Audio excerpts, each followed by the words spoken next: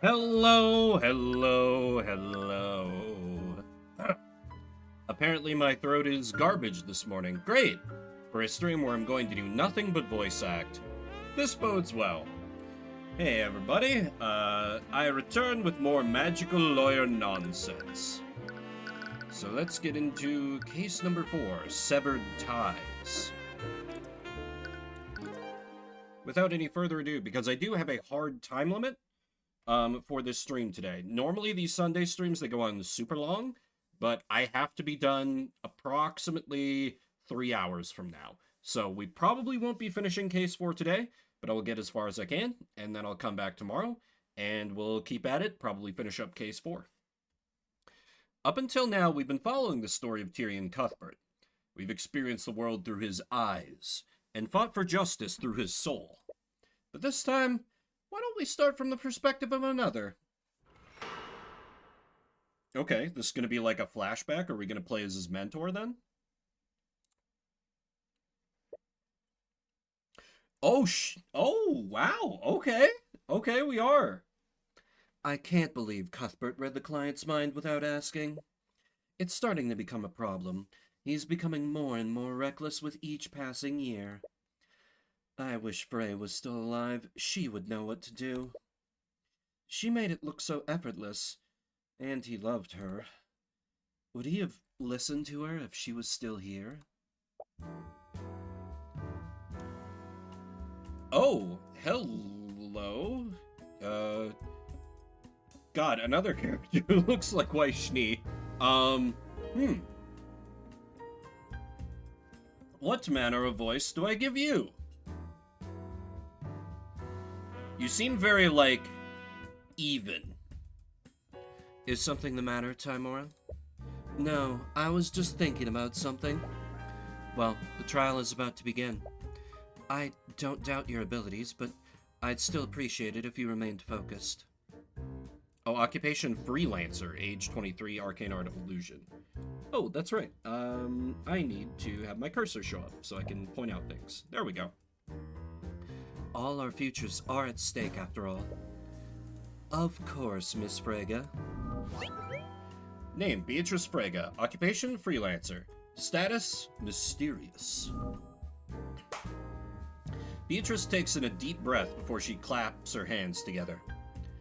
What's wrong? Nothing, it's just the ritual that I used to calm myself. Right, I'd almost forgotten about that. But more importantly, what are you doing here? Oh, God. My father sent me to guide Beatrice through the courthouse. It's a new environment for her. We were both worried about her condition. I still can't believe you were the boss's daughter this entire time. Why didn't you say anything at the academy? Oh? Knowing my true identity would have caused friction with your son, wouldn't it? He's not my... Anyways, I suppose I understand why you stayed quiet. But I still don't appreciate being kept in the dark about this. Oh, speak of the devil.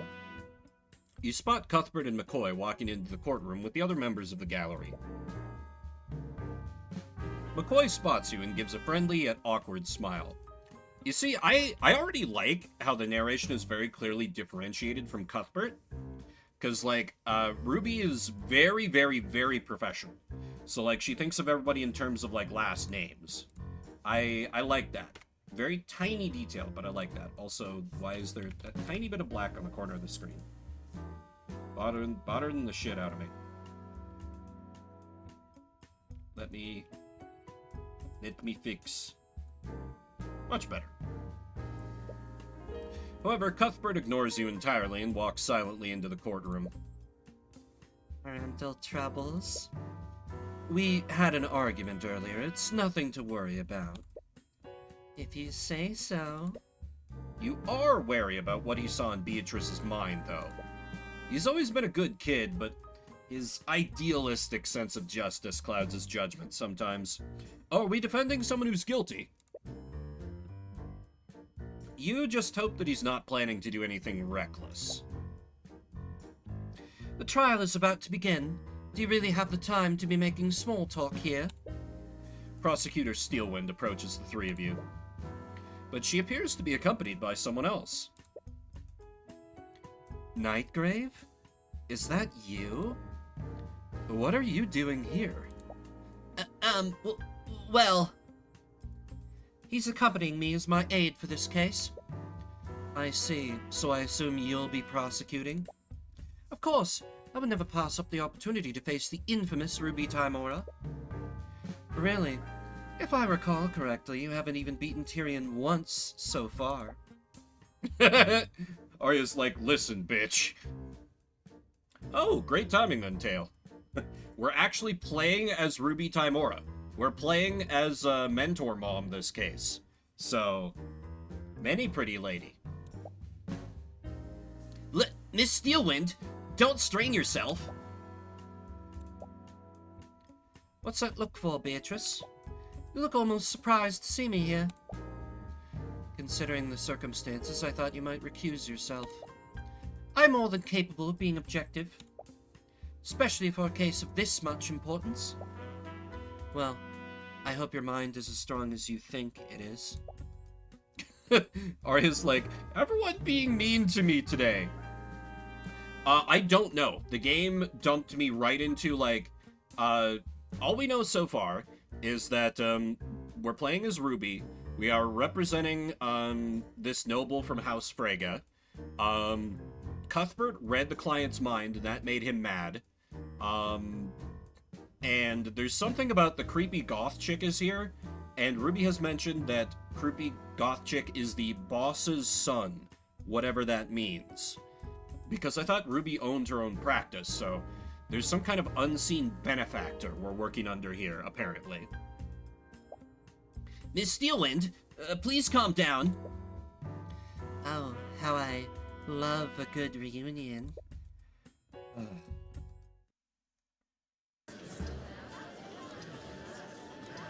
Oh yeah, and the client from Case 2 is now, Steelwind's bitch. I mean assistant. Court is now in session for the trial of Beatrice Frege.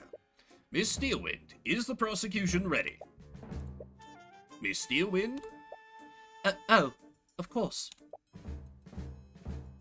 Oh. Case 2 was really good. You might be a little confused about what's up with Goth Chick then. I can give you the Cliff's Notes if you want. The prosecution is ready, Your Honor. The defense is also ready, Your Honor. Something seems off about her today. Is her personal attachment to this case distracting her? Very well, let's begin the proceedings. Prosecutor Steelwind, could you please list the charges? Your Honor, the defendant is charged with first-degree murder and grand theft. As many of you know, Beatrice Frege is the formerly missing daughter of the now late William Frege, and the victim of the murder is William Frege himself. Yes, I'm well aware of that. The people of Wyverngard will certainly mourn the loss of House Frege's head. Please, the only people mourning him are the banking house's shareholders. I guess I should start voicing her thoughts as her. Damn it.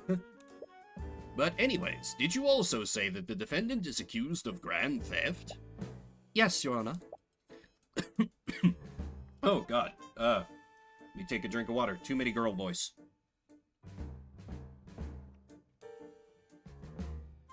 The crimes took place during the Lord's Ball, an event that was hosted in Frege Manor yesterday evening.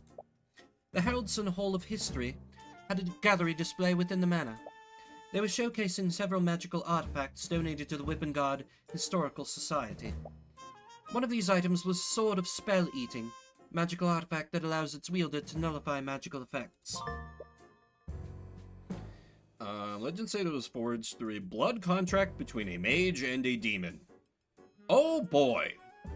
That's probably fine. We, the prosecution, believe that the defendant stole this item. She then used it to nullify the magical lock on the victim's study. After breaking into the study, she attacked the victim and slashed his throat open, using a letter opener. Why wouldn't she use the sword? He died of blood loss shortly after. died at 3:12 a.m. That's quite late. Alas, both carotid arteries were severed. Death must have followed mere seconds after the wound was inflicted. Body shows several scratch marks on the face and back. Traces of illusion magic were also found on the body. I see. But what possible motive could the defendant have to murder her own father? William Frager and his daughter were not close. Saying that they had a strained relationship would be an understatement. In fact, 5 years prior to the murder, Beatrice abandoned and fled her home. She went into hiding and did not contact any of her friends or family. Her whereabouts were unknown until she suddenly contacted her father a week ago. My client left the Frager household because of her toxic relationship with her father. She wanted to create a life for herself that was free from his influence and abuse. I won't disagree with your claims. That just highlights how desperate the defendant must have been. She'd clearly fallen on hard times and begrudgingly contacted her father for financial aid. But I can't possibly understand why they would schedule this meeting during the Lord's Ball. But nevertheless, several witnesses did see her that night. And these same witnesses saw her storming out of her father's study in anger. Her father must have refused her request for gold, so she decided to murder him to claim his inheritance. Luckily, we prepared for this in advance. Yes, they're playing right into our hands.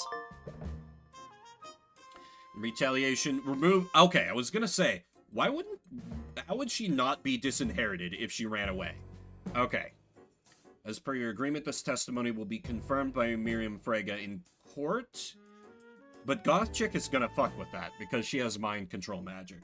I already know she's gonna fuck with that. What you're saying is all conjecture, Steelwind. You don't have any evidence or testimony that confirms what they spoke about. Yes, I'm well aware that you and your client have refused to tell us what was discussed during that meeting. But as long as you both stay silent, my claims are plausible. Be honest, Steelwind. Do you seriously think that my client committed these crimes in spite of her condition? Condition? What do you mean by that, Miss Timora? Why don't you tell him, Steelwind? I like that Ruby is just as fucking smug as Cuthbert. This is where he learned it from. Tell the court about my client's disability. Your Honor, Beatrice Fraga is considered legally disabled. However, legally disabled, that's a convenient way of putting it, Steelwind. My client isn't just legally disabled. She's completely blind. Okay, that's why the eyes. Completely blind. Is this true? We have several medical documents and testimony from several surgeons attesting to that fact. My client is unable to see anything. Completely blind, unable to see anything. My worry is, can that be overcome with magic? What is the meaning of this, Miss Steelwind? Do you expect me to believe that a blind woman performed any of the acts you're accusing her of?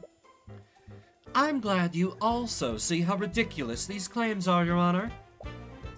If the court would just let me elaborate. Steelwind, the prosecution's first charge is grand theft. Good morning, HD. My client would have needed to break into a magically sealed display case. Performing such an act would be a difficult task for anyone, much less my client. And the second charge is first-degree murder. My client would have needed to use the sword of spell eating on the lock leading to the victim's study. Then, she would have needed to grab a letter opener, overpower the victim, and deliver a precise and fatal blow to the victim's neck.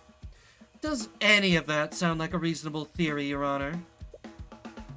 I'm compelled to agree with you, Miss Timora.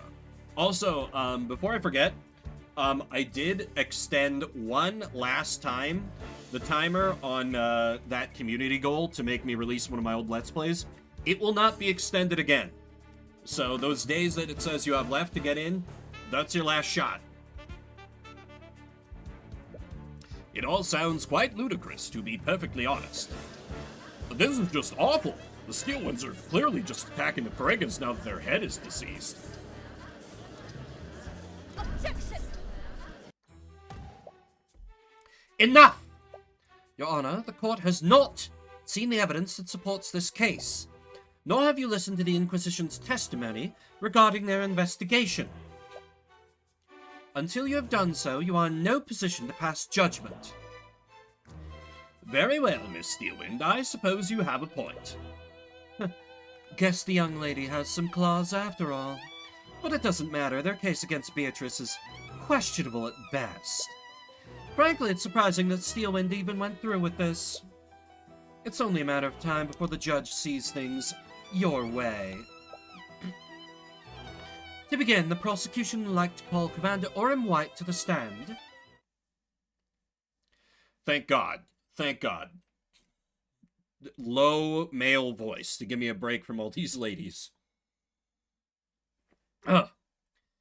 Also probably doesn't help that I ate breakfast like not long before going live. I kind of slept in today. Commander White, please testify to the court about the Inquisition's findings. All right.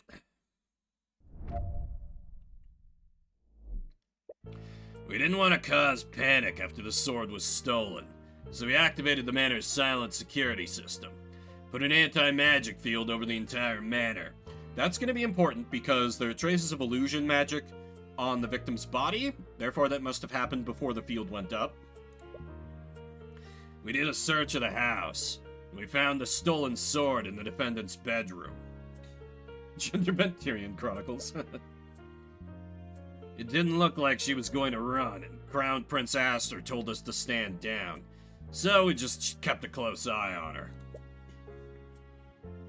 William Frege was in a bad mood that night, so he'd already locked himself inside his study. But an hour later, we entered the study and found him lying dead in a pool of blood. The lock was still engaged, and no one teleported in. The perp must have temporarily disabled the lock using the Sword of Spell Eating. Oh, I see. Because there was anti-magic, they're saying that's the only way it could have been done?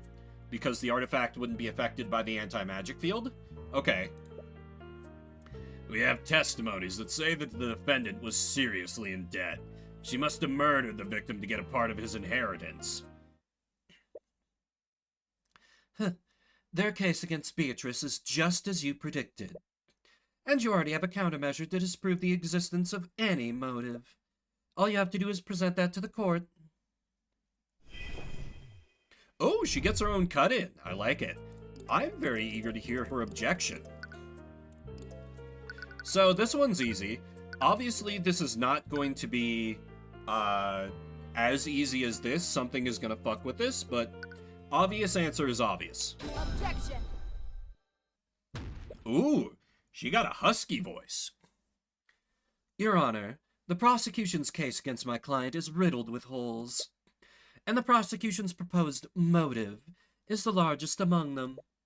What do you mean, Miss Timora? Of all the elements in this case, the motive is the most believable. Your client would have had much to gain through her father's inheritance.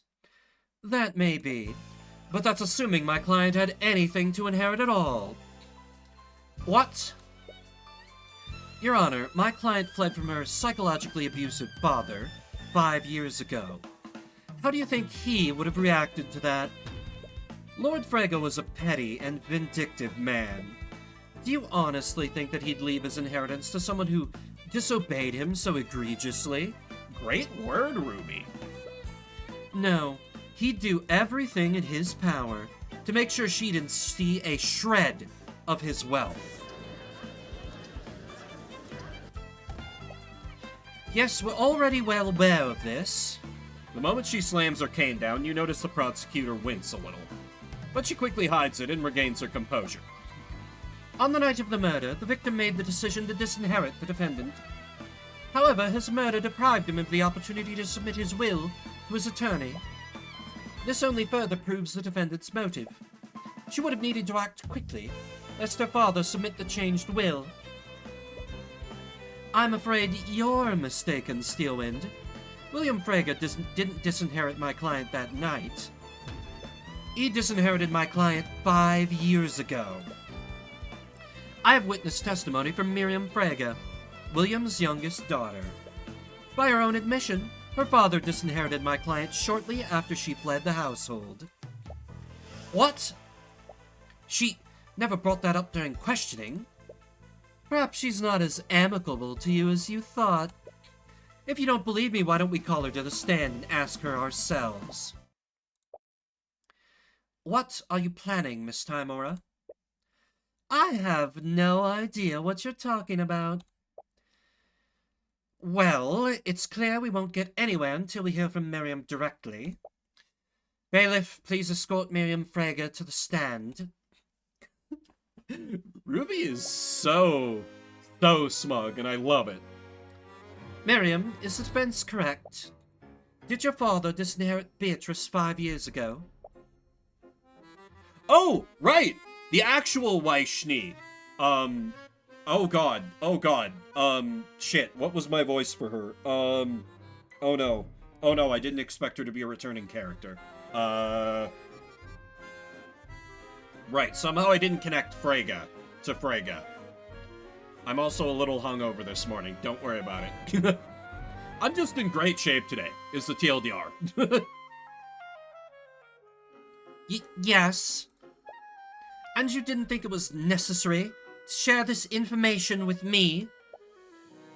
Well, you never asked. If I recall correctly, you were also tight-lipped during questioning this morning. Did you have a raid yesterday or something? No, just wanted to have a drink to relax after shuffle. Bim struggles are what we view for. Fair. Are you staying quiet for your sister's sake? The witness just lost her father. You can hardly expect her to recall every detail that's relevant to the case. Which raises a more concerning question. How did you extract this information? Who knows? Maybe I just have a way with people. Regardless, I suppose you have a point. I'll give the witness the benefit of the doubt. For now. In any case, Miriam, please testify to the court about how you found out about Beatrice's disinheritance. Yes, of course. One day, we all woke up and discovered that Beatrice had fled from our home. She left a note for us, and in it she renounced her name and denounced my father. My father later called me and my sister into his study. He told us that he'd completely disowned Beatrice and removed any claim she had to the Frege estate. It was probably a threat to us in case we ever chose to go down the same path she did. He wanted to make an example out of her. This all happened 5 years ago. And are you sure this all happened 5 years ago? Yes, even now I can remember everything clearly. I see. Her speech is getting slower. Is she deep in thought? Is she drunk? Is she stupid? Nightgrave seems extremely concerned for some reason. Someone in the crowd is just like silently casting induce stroke on her. And she's like, I see. And Leif was there with you at this meeting? Yes, she was. However,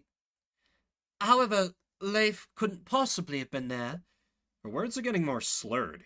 You also notice that her balance is slightly swaying. Hey, are you okay? Of course,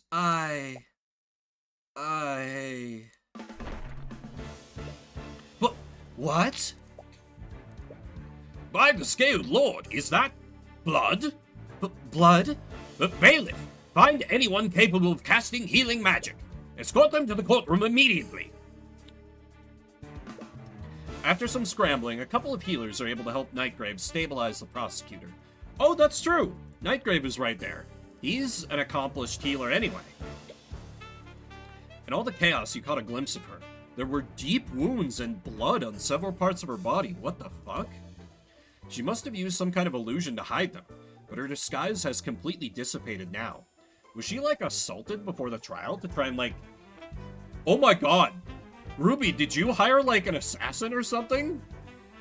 Oh man. No, surely... I'm kind of hoping we did try to assassinate her or something. Before Steelwind is taken out of the courtroom, you catch her whispering something into Nightgrave's ear. You see a look of confusion from him, but he nods and makes his way to the witness stand. But not before passing a message on to the bailiff, who seems equally confused. Just what the hell is going on?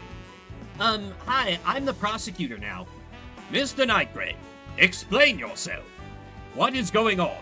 Why was Miss Steelwind so gravely injured? I'm sorry, but I wasn't actually here as Miss Steelwind's aide. I was here as her healer. Her healer? The truth is, Miss Steelwind was violently attacked at noon today. She was in critical condition, but she insisted on prosecuting the case anyways. I owed her a favor, and she asked me to channel my necromancy to keep her wounds closed during the trial. Scaled Lord, why didn't she just recuse herself? She must have known. If anyone else tried to prosecute Beatrice, you would have handily won the trial. Nevertheless, she showed up to prosecute because no one else would. And she did it all despite the risk to her life. It almost makes you respect her a little. Almost. Anyways, is there any need to prolong the trial, Your Honor? What? Even you must acknowledge how weak the case against my client is. In addition to that, Miriam's testimony shows that my client had nothing to gain from her father's death. Miss Timora, Miss Steelwind has been gravely injured, and you're still only concerned about... The only thing I'm concerned about is seeking justice for my client. Even so, we cannot move forward until we find another prosecutor. And how long do you think that will take, Your Honor? It's almost been 12 hours since the murder took place. Gives us, what, 36 hours? After that, every magical trace of the crime scene will fully disappear. But there might be someone... If Steelwind had simply allowed another prosecutor to work this case, we wouldn't be in this situation. Tyrion's gonna, like, leap down. I'll prosecute against you, mentor mom. She took a risk, and now she has to pay the price. Wouldn't you agree, Your Honor? You're not exactly proud of winning this way. But this is what it takes to win. And you won't let an opportunity like this pass you by.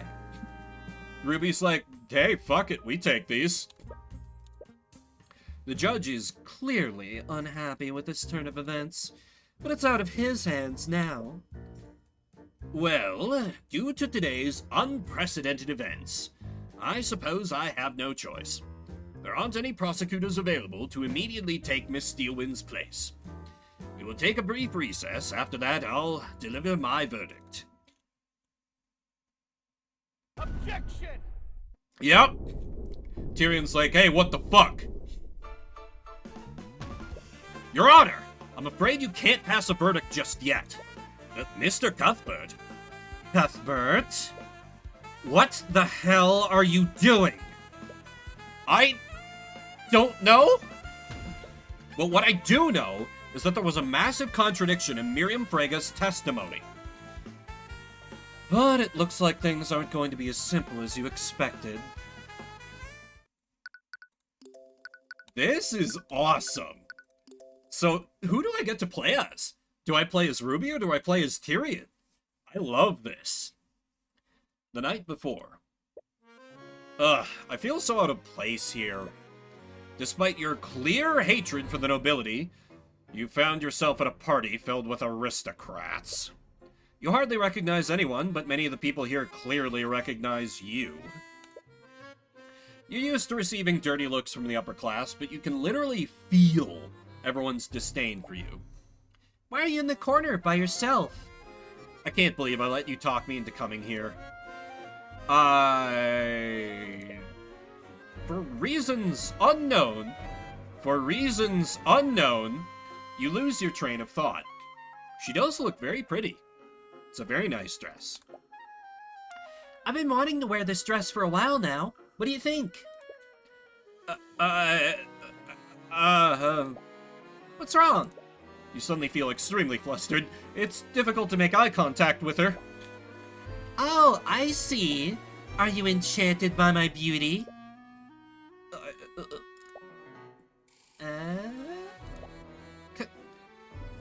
Oh! Another critical hit to my heart from Celeste McCoy. The angry face gets me more, but this is also very cute. Come on, say something.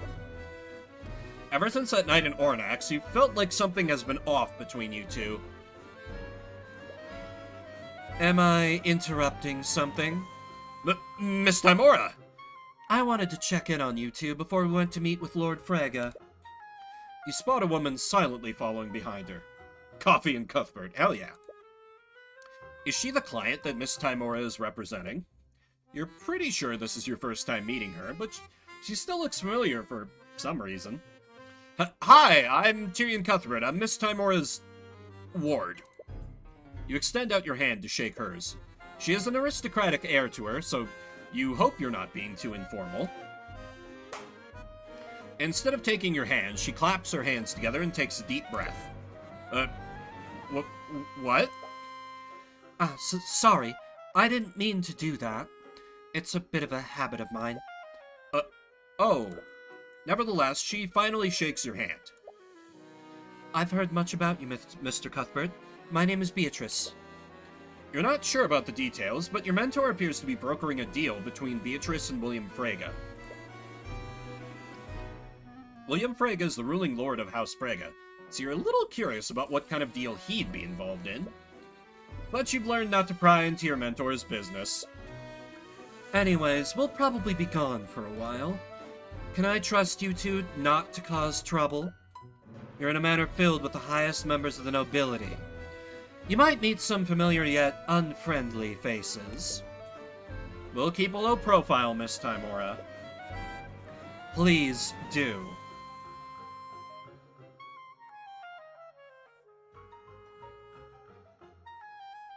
Oh, man. I really need to not sleep in on Sunday mornings.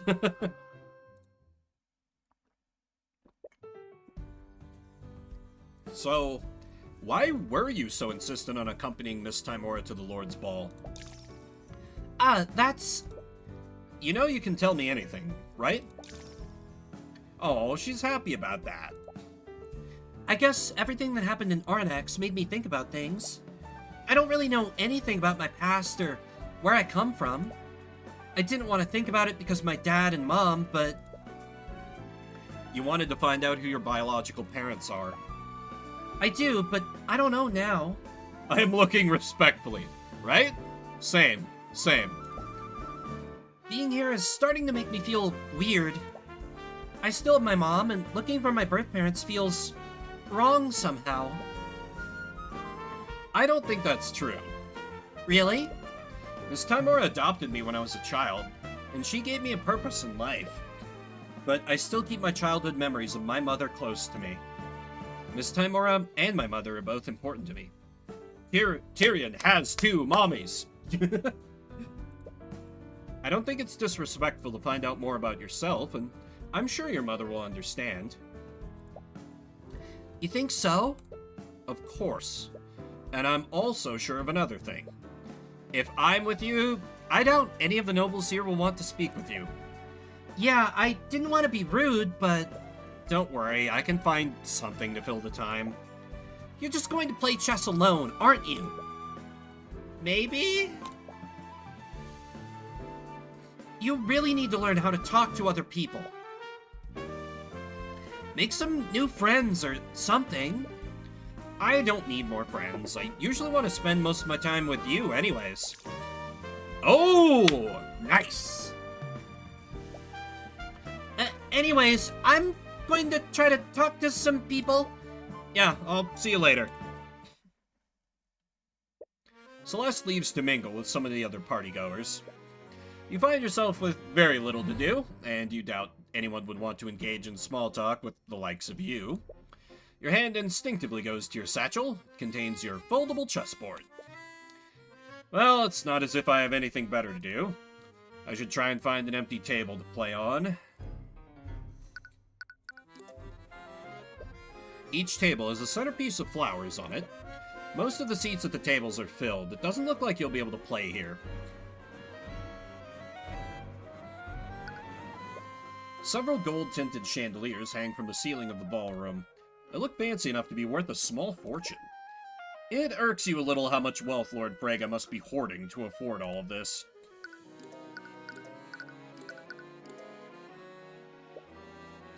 What is this?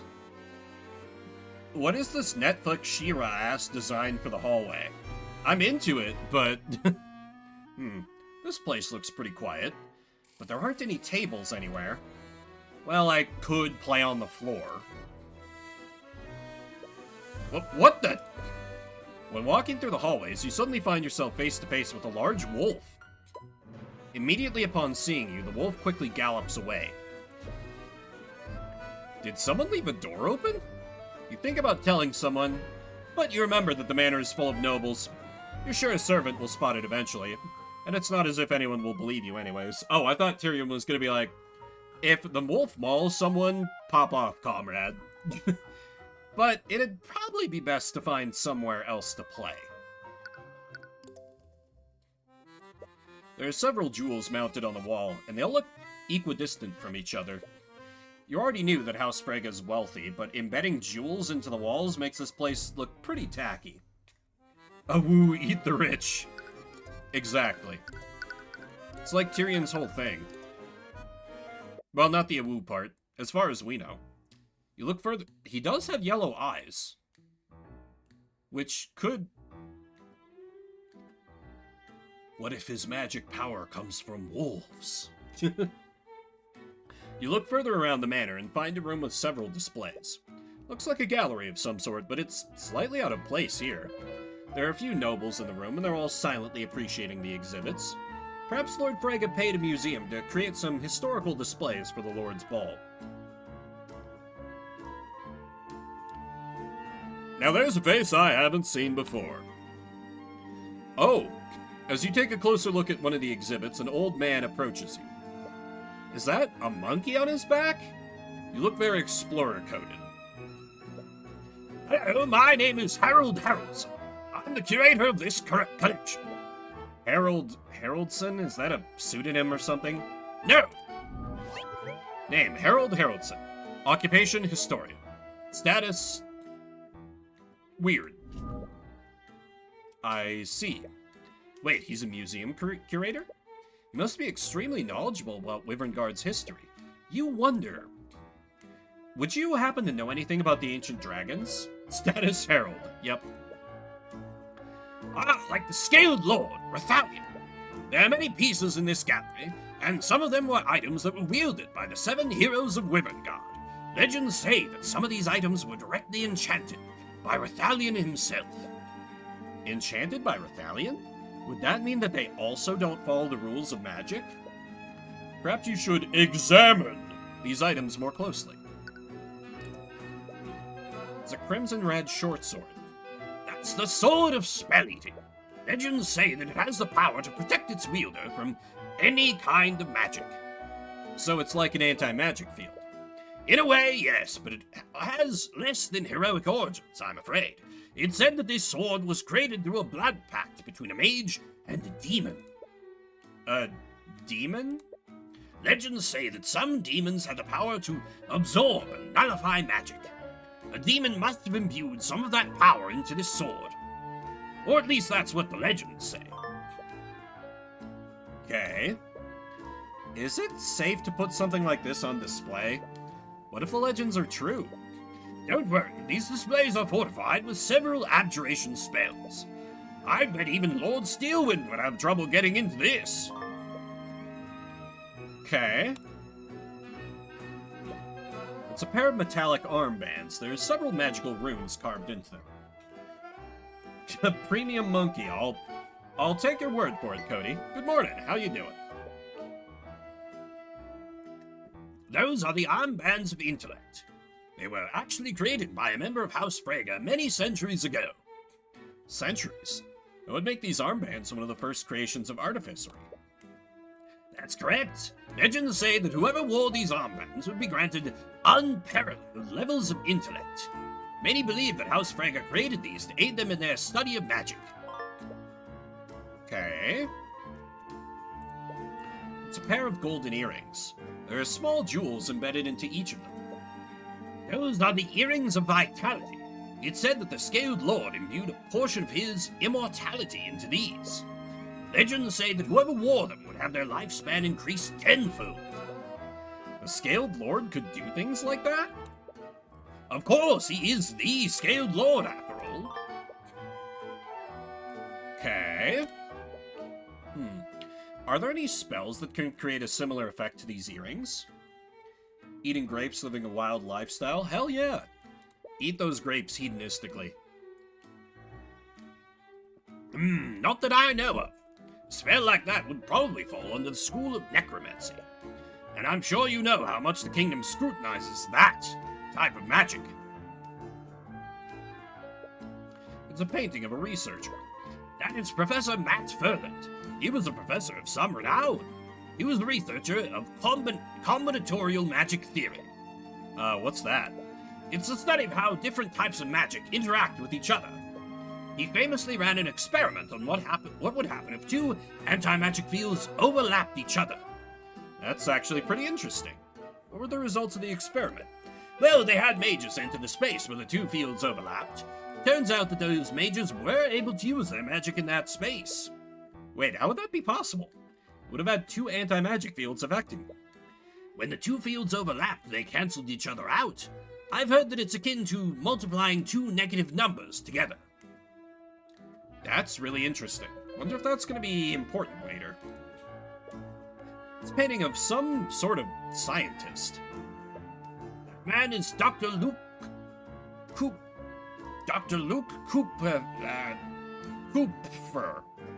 He was an alchemist and inventor from one of the branch families. He is well known for his studies into imbuing intelligence into automatons. Intelligent automatons.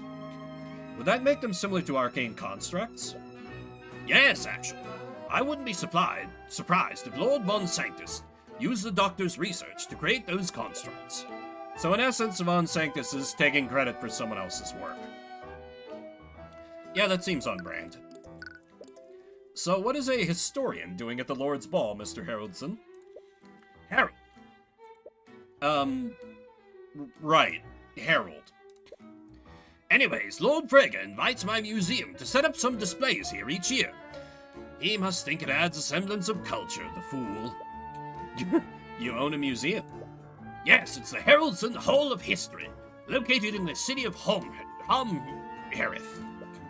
That's a mouthful. Unfortunately, I don't think his guests appreciate the historical significance of these items. Honestly, I think you're the only person in years who's taken a meaningful interest in them. Sorry, but I really have to ask, is that a monkey riding on your back? Yes, this is my familiar, Eugene. Your familiar? A familiar is a creature that a mage has formed a magical bond with. With that bond, our souls are forever connected. I can communicate with him telepathically.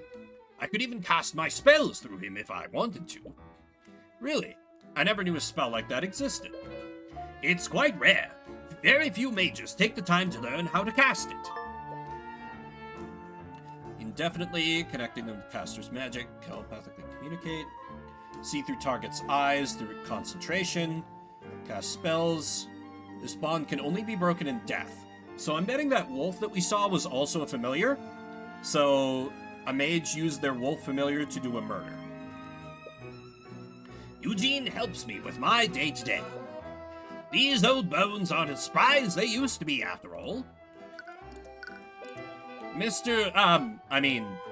Harold. Harold. As a historian, do you have a lot of knowledge about the ancient dragons? The answer to that question is somewhat complicated. What do you mean? Unfortunately, a lot of historical texts in my collection have been altered or even outright destroyed by the Church of Bahamut.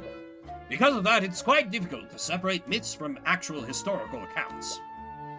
Right. I remember encountering a similar problem at the Imperial Academy. Ah, you must be quite dedicated to your studies. They let this simpleton into the Imperial Academy? I like how this guy is just like, hello, I'm a friendly old man, and inwardly he's like, holy shit, I hate this noble. I hate the stupid fucking kid I'm talking to. Rude. But you suppose that can't be helped? I had to fight the church for a long time before I could even display dragon bones in my museum. In the history of the ancient dragons, was there any instance of them granting powers to humans? Well, of course, that's the entire premise behind the 7 heroes of Wyverngard. Does this idiot not even know about that? Right, but was there anything before that? Did they ever grant supernatural abilities that didn't follow the rules of arcane magic? Granting supernatural abilities, you say? That sounds more like something demonic in nature, rather than draconic. Demonic? Much like the ancient dragons, demons are the stuff of myths. There are many stories of people selling their souls to them for untold power. Selling their souls? You recall the note that your mother left for you before she was executed. Use my eyes. Peer beyond the divine gate as I once did. She told you to use her eyes. Did your mother make a deal with the demon to give you the Eye of Horus? Is something wrong? This simpleton is far too superstitious. No, nothing's wrong. It's a bit too much to take in, but you might just be overthinking this. There haven't been any recorded sightings of demons in recent history. There are only second-hand stories and superstitions. The Eye of Horus can't possibly be demonic, can it? You hope Celeste's investigation is going better than yours. How dare you insinuate that I engaged in an adulterous relationship? That's not what I... Enough! If you try to speak with me again, I'll have the King's Guard throw you out. Ugh, this isn't working. I don't think asking them like that will be very effective. What? Oh. Hello. Did you expect anyone here to be truthful with you? Yeah, Celeste, what you need to do is, have you heard any rumors about other houses having bastard children? You're essentially asking them if they cheated on their spouses. Have you been spying on me? Not intentionally. I was just surprised to see you here, of all places. Right, I guess that makes sense. You're not party crashing, are you? Of course not. I came here with Ruby and Tyrion. That honestly raises more questions than answers, but I'll take your word for it. Anyways, you're looking for your birth parents, aren't you? Was I being that obvious? It's the only reason I could think of. Why else would you be trying to speak with members of the nobility? I don't know if it's any of my business, but think hard about whether this is what you truly want. Getting entangled in the aristocracy will only bring you misery. I've read your file. You have everything you could ever want. You have your mother and your friends. You even have a lover. What? You're in a relationship with Mr. Cuthbert, are you not? No, Tyrion's not my... Really? From the way you two behave around one another, I just assumed. It's pretty obvious you have feelings for him. What? How obvious? Did he seriously not notice? I'd think someone with his deductive reasoning skills would easily see through you. Oh yeah, what about you and Aster? I have no idea what you're talking about. Come on, I was there at Von Sanctus Manor. It's so obvious you like him. Please, you're greatly exaggerating things. He may be my fiancé, but I only have the utmost respect for him. And what if I told you he was standing right behind you? Bechdel test failure. Extreme Bechdel test failure in this moment. Do you honestly think I'd fall for something like that? What are you falling for? Your Highness? Oh, hello, Lady Steelwind. No, that can't be his voice. That can't be that kid's voice. Your Highness, please don't run ahead like that. Your conversation with Harold was definitely interesting, but you still find yourself with very few leads. Be it dragons or demons, the origins of the Eye of Horus still remain a mystery. You find yourself returning to the ballroom, and you spot Celeste in the corner with some other people. Is she with Aster and Steelwind? Hey, Aster, what do you think of Steelwind's dress? It suits you very well, Miss Steelwind. You look lovely. I went so squeaky on that my mic legit didn't pick it up. Another one of these. Delightful. I love this. She just mentally key smashes because Senpai has noticed her. Oh, morning, Silvar.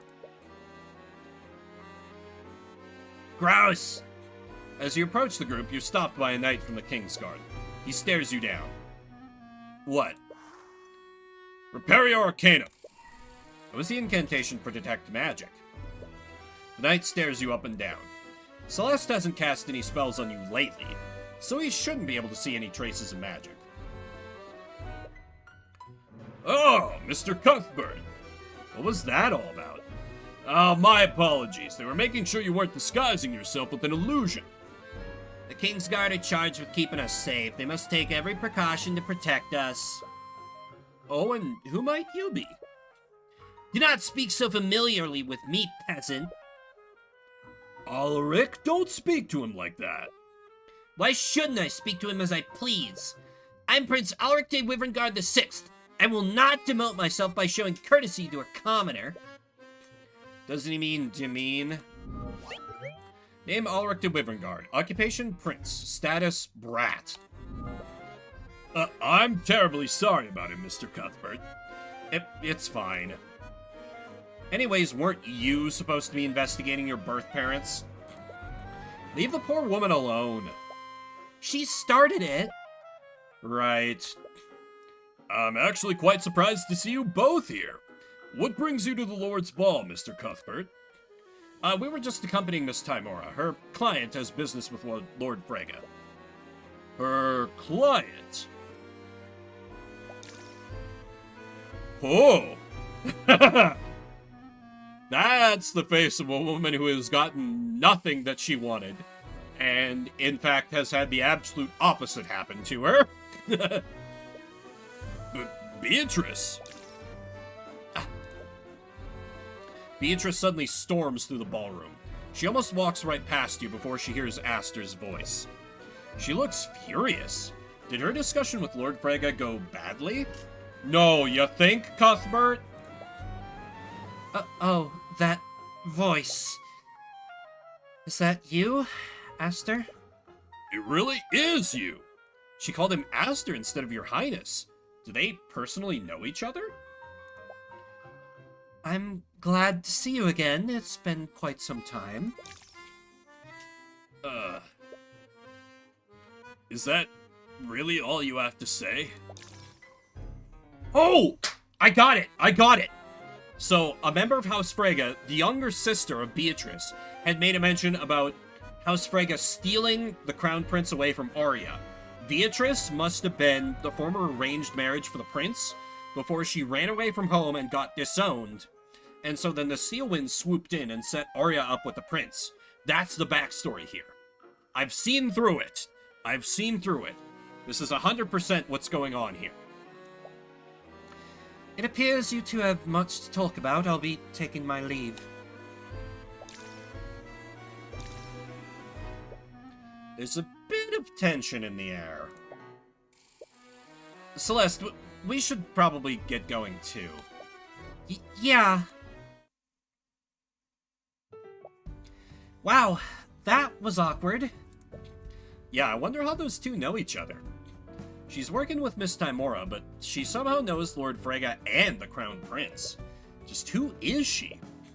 Well, you suppose it's none of your business. Anyways, how did your investigation go? I've been having to run the heat for a while now. It's a little warmer today. The high goes all the way up to 50. Oh,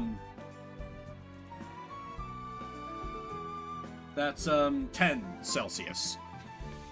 For the benefit of you and any other Canadians. I got nothing. I think all I did was make a bunch of the nobles mad. Sorry, I know you really wanted answers. But I'm sure something will come up. You think so? Might be a little irresponsible to give her hope like this. A noble abandoned her at a tavern in a rundown village. Oh, that's wild, Repu. It kind of reminds me of the place where I lived in college. For like a period of 3 weeks, our heater ran non-stop. Like it was during the winter, but like our apartment was legit like up to like 78 at one point before my roommate, Drunk Emblem, and I had to be like, all right, fuck it. We just gotta keep the window open because the landlord is ignoring our calls being like, hey, the heater is running non-stop, can you please fix it? I get the logic of I get the logic of the metric system and measurement, but Fahrenheit is a lot better at showing minute differences in like weather temperature. Like it's a lot easier to communicate like it's 63 versus it's 70, to where like 1 degree difference of Celsius is such a huge difference. It's a little easier to communicate like temperatures that you encounter in the real world. I'll go to bat for fucking Fahrenheit. I like Fahrenheit. I think in terms of weather, it works a lot better. That's my hot American take. Anyways, I don't want this night to be a total loss. Come on, dance with me. What? That's not really something I... Don't be like that. How often do we get to go to a party like this? Before you have a chance to object, she grabs your hand and starts dragging you to the middle of the room. You receive a few dirty looks from the aristocrats nearby. Celeste, people are staring at us. Who cares what they think? They're nobles. They're going to hate us no matter what we do. She takes hold of your other hand and begins to pull you into a waltz. Of course Celeste is leading. I don't even know how to dance. I've never done this before. It's easy. Just stop being so awkward about it. This actually reminds me of, I once, back in my actor days, I played a, it was a fantasy play, and I was, like, kind of basically, like, a warlord who had seized power, and so, like, didn't really know how to be, like, a noble, and so, there was supposed to be a little dance that, like, the character of my wife and I were supposed to do, and, like, the actress playing her, like, went into legit, like, a simple medieval dance, when, like, I just, like, in rehearsal, just, like, completely fucked it up. Like, having no idea what she was trying to do, to the point where, like, she immediately broke character and laughed, and they were like, Vim, always do that, that's perfect. Because your character wouldn't know that either. I'm like, great, task failed successfully. So I feel for Tyrion in this moment. It's easy for her to say. Alright, just tell me what I need to do. Well, first, you need to be closer to me. With one swift motion, she pulls your body closer to hers. Smooth, Celeste. Watch my movements and try to follow my lead. You seem to know a lot about these things. Follow the eye line down. Okay. Basically looking at her boobs. Basically looking at her boobs. Also, they have the same eyes. I've never noticed this. I had to do a lot of networking when I was a mercenary. Do you know how many times I had to charm a merchant into hiring me? I see.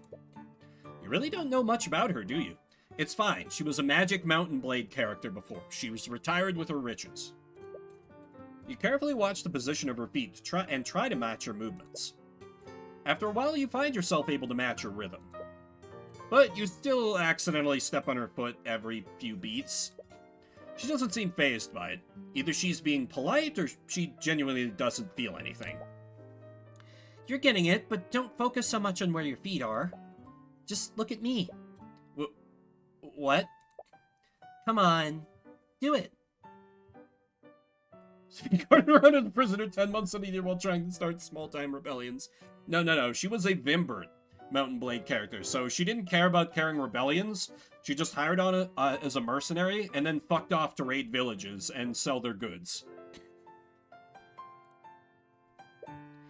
You try to break eye contact with her, but every time you do, you slowly find yourself being drawn back into her eyes.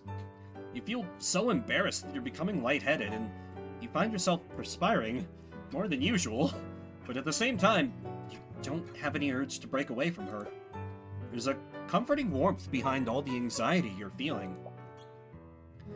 Ah, there he is, the infamous Tyrion Cuthbert. Never turns away from challenging a noble, but can't dance a step to save his life. She's like, oh no, my feet.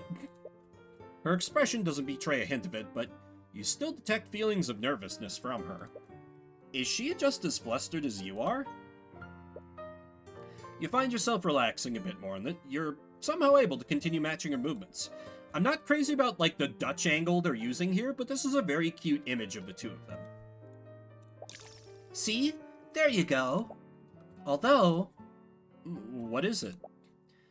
You know the man is supposed to lead, right? Maybe I don't subscribe to gender stereotypes. Based Cuthbert. Or maybe you just suck at this. It's been a while since you felt this calm. There's always been something that you needed to prepare for. A client that needed saving, a culprit that needed catching. But you're quite content with this one brief moment that you're able to spend with her. She's the man of this relationship now. She's always worn the pants. This is not new. You almost find yourself getting lost in the mood. Until you spot a familiar face accompanied by a legion of knights. Cuthbert drinks soy lattes. He needs them to wash down his impossible whopper, Silvar. How else would he get it down?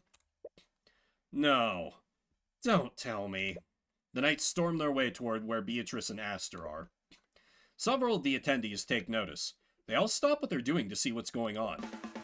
Beatrice Frege, by the authority of the Wyverngrod Crown, you're under arrest.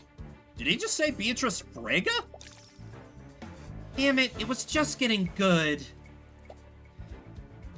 We should go see what's happening, shouldn't we? Yeah, let's go.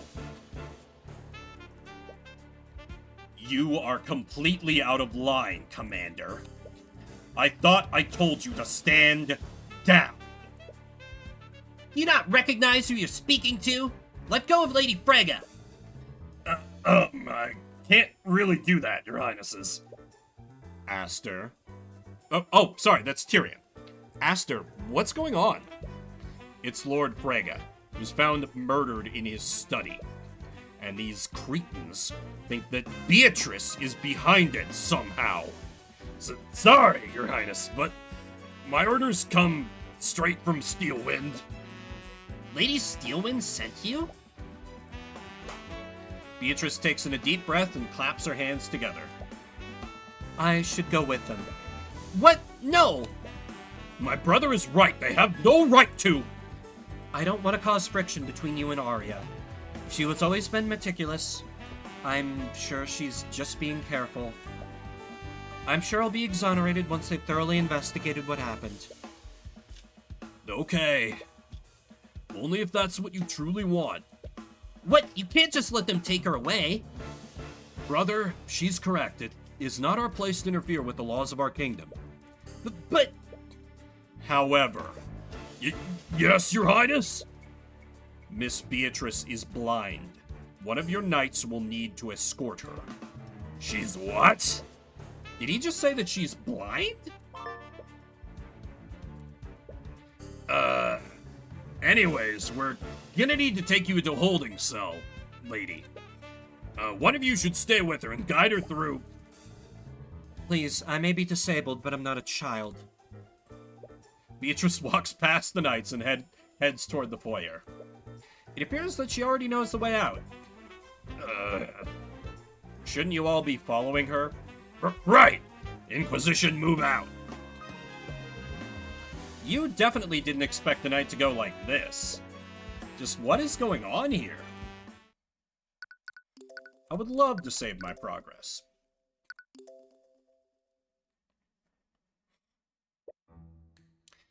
And on this bit of intrigue and mystery, I think I need to take a quick break, use the restroom, re-up my water. So I'll be running some ads. You won't be missing anything. I do hope you'll stick with me, though, for more magical investigation. We may not even get to more lawyering. I'm fascinated to see what happens that leads to the moment that we saw earlier, where Tyrion literally takes up the prosecutor's chair after Arya gets the shit beaten out of her. Because, like, what could be happening there? I must know. Be back in a bit.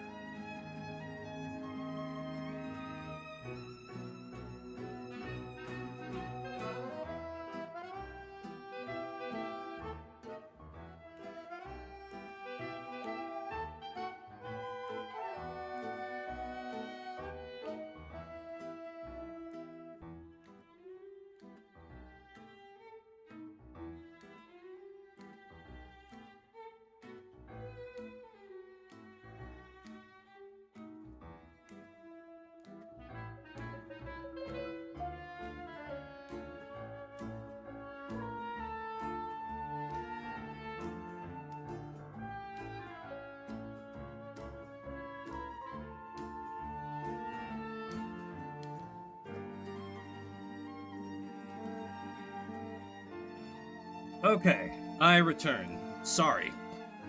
I don't want to take any more breaks than I have to today, on a day where I have a hard time limit on how long I can stream, but if I can get personal for a second, ever since I got the diagnosis, it might all be in my head, but I've been feeling my condition a little more than I have been, maybe just because I'm aware of what's going on, but hey, first surgery to start to take care of that will be in about a month, so yeah, I got some medical stuff going on. Nothing serious, nothing life-threatening, but it's explained a few things that have been going on with me, Sylvar.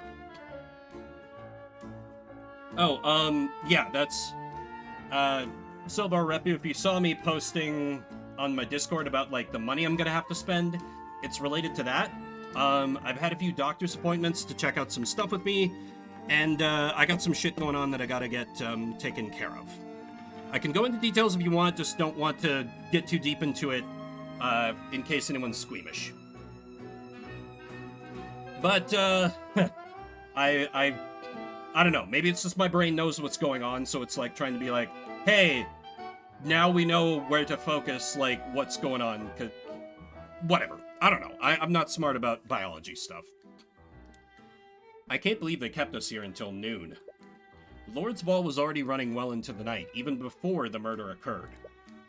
You'd like nothing more than to catch up on your lost sleep, but you made a promise to Aster. This doesn't make any sense. Beatrice was with me and my brother the entire night. Yeah, I think I might have... Did I tell you guys about it on Monday? I'll DM you, Rapu. I'll DM you. Right, you were there when she met with him in Steelwind. She couldn't have stolen the Sword of Spell Eating and have murdered her father. I don't understand. Of all the people that could have done this, why would Steelwind suspect a blind woman? Mr. Cuthbert, could you defend Beatrice against these awful charges? I don't think I even need to. What? Beatrice is Ruby's client. I'm sure that she'll be the one defending her. Well, that certainly puts my mind at ease. What's wrong? I don't know if I'm asking too much, but could you still investigate the crime scene for me, Mr. Cuthbert? What? But we just said that Miss Timora will. I know, and I don't doubt her abilities. But Beatrice is a dear friend of mine. I'd like every chance for her to be found innocent. You said that she was a dear friend.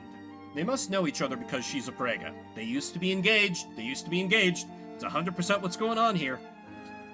But why would Miss Timora, of all people, represent a member of a noble house? There's still a lot of things you don't know about her. Of course, I'll also compensate you for your services. Consider yourself blessed. A commoner like you could only dream of a job like this. Ulrich? The tiny prince has a point, though. Payment from the crown prince does sound tempting. Hell yeah, get that bag. Aww, you had to change it. Aww, that's a shame. I thought you were gonna have to investigate wearing that party dress the whole time. Damn it! I can't believe this. Celeste returns to the ballroom. She's changed back into her normal clothes. What's wrong? The people in the coat room said they couldn't find my sword. They told me that someone must have stolen it. What? Her sword does look very similar to that, anti-magic sword. Oh my god. HD, I think I would have a heart attack live on stream. Why would someone want to steal Celeste's sword? Aside from your group, everyone else at the ball was an aristocrat. You do recall her saying that it was forged in the Eastern Kingdoms. Someone might have stolen it because of its rarity. We can probably keep an eye out for it while we investigate the manor. This might all just be some kind of mistake. I hope so. But anyways, where should we start first? We should head to the crime scene. I remember hearing that they found Lord Frege's body in his study. It was Professor Plum with the candlestick. Let's go over there. To the study. You arrive at the crime scene and see the usual swarm of Inquisition knights. However, you also spot some members of the King's Guard. They must be working together since the victim is from one of the Pillar families. I wasn't expecting to see you here, Mr. Cuthbert. I thought Ruby Timora was defending this case. Prosecutor Steelwind approaches you as you enter the study. And she's followed by an unexpected yet familiar face. Wallace, what are you doing here? He's here as my aide for the investigation. You don't doubt Wallace's abilities, but you can't think of any reason why Steelwind would need his help. But you suppose it's none of your business. Anyways, we're here on behalf of Crown Prince Aster. He hired us to investigate this case independently. I see. Oh yeah, like, Steelwind may be a cop, but she's kind of one of the good cops. As much as that doesn't exist. You see, this is a fantasy world where we can experience things that could never happen in real life, like a good cop. Hey, 18 is 18, Silvar. It's still creepy, but it's not illegal. I'm sure he just wants to make sure the investigation goes smoothly. Well, if you're here on behalf of His Highness, I'll do whatever I can to help you. Or maybe my will has just been beaten down by so many Japanese games being all pervy and then like, oh yeah, she's 14. I'm like, why did you do that after all the fan service? Fuck you, Japan. This whole situation is quite unorthodox. Casually edit the... I will find you, HD.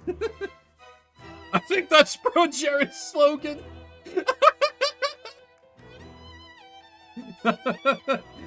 Yeah, put that slogan over the Sailor Mercury photo.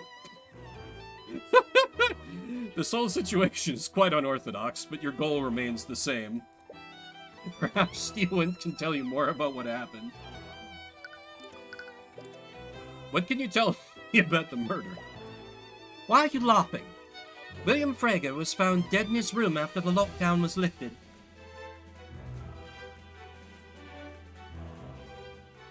Bullying Pro Jared is always acceptable.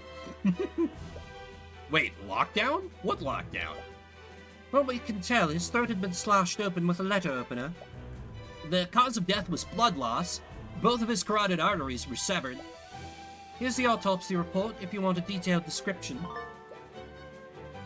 Right, we've already read this. Traces of illusion magic. Were you able to find the murder weapon? Yes, the murderer left it at the crime scene. His letter opener owned by the victim. The murderer must have found it in this room and used it. There was one strange detail about the weapon. Yeah, throat cut with a letter opener is... They could have used that spell that Celeste knows to sharpen any... Oh no, Celeste is going to be a suspect. The handle was completely shattered. Damn, probably took like 8 hours. Yeah, which adds to the absurdity that they're accusing a blind woman of using a blunt object to sever 2 carotid arteries, like, instantly. We're not sure what to make of that detail, but it's as if something crushed the handle using tremendous force. Okay. It almost looks like a kunai, like that. What could have caused the handle to shatter like that? Ah! What's wrong? You can't see it, but the entire room is covered in traces of abjuration magic. Everything is glowing white. Right, that makes sense. There were several anti-magic fields covering the manor. Several anti-magic fields. Several anti-magic fields. If there was any overlap, a mage would have been able to cast magic. That's very important. Those fields probably left traces of abjuration everywhere. I won't bother showing you the traces of abjuration I find while we're here. Arcanum. There's a trace of illusion magic where the body was. The assailant must have used some kind of magical disguise. Or they turned themselves invisible. Okay, that's all we got for magic. What else do you have for me, Steelwind?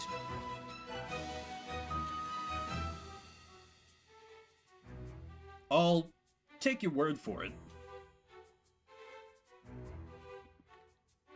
If you don't mind my asking, Silvar, I know you're a lawyer. Do you work like criminal or civil stuff? You mentioned that there was a lockdown. When did this happen? You didn't notice. The Inquisition did try to be discreet. But everyone noticed the commotion Beatrice and 2 princes made over it. I suppose you 2 must have been lost in your own little world, weren't you? Oh. Well, anyways, you said that Lord Frega's body was found after the lockdown. That means that something else must have happened prior. Supposedly, someone had broken into one of the heralds and exhibits. One of the magical artifacts was stolen. So there was also a theft last night. Does the manor's lockdown system behave like the one at the Imperial Academy? The systems are somewhat different. Unlike the Imperial Academy, the lockdown only prevents people from leaving or entering the manor. So not all the rooms were locked, but what about this specific room? This room does have abjuration wards that lock the door and prevent teleportation in and out of it. And in addition to that, the system placed an anti-magic field over the manor. Licensed paralegal, which is Laura Light, but yes, Crim. Worth like. Oh, okay, understandable. I didn't even think about that. I'm sorry. But interesting. I have well, I haven't talked to her in years, but I used to have a good friend that I used to work with who's a paralegal on the more civil side, like contract law stuff. An anti-magic field? What is that? Anti-magic field is a spell that nullifies all magic within it. True. Anti-magic field. Duration indefinitely. Concentration, yes. 10-foot radius sphere that nullifies all magic within it. Okay, so it does cancel ongoing magic. Two effects will cancel each other out. Okay, so the sword would have canceled out an anti-magic field just by default. And the system somehow covered the entire manor in this effect.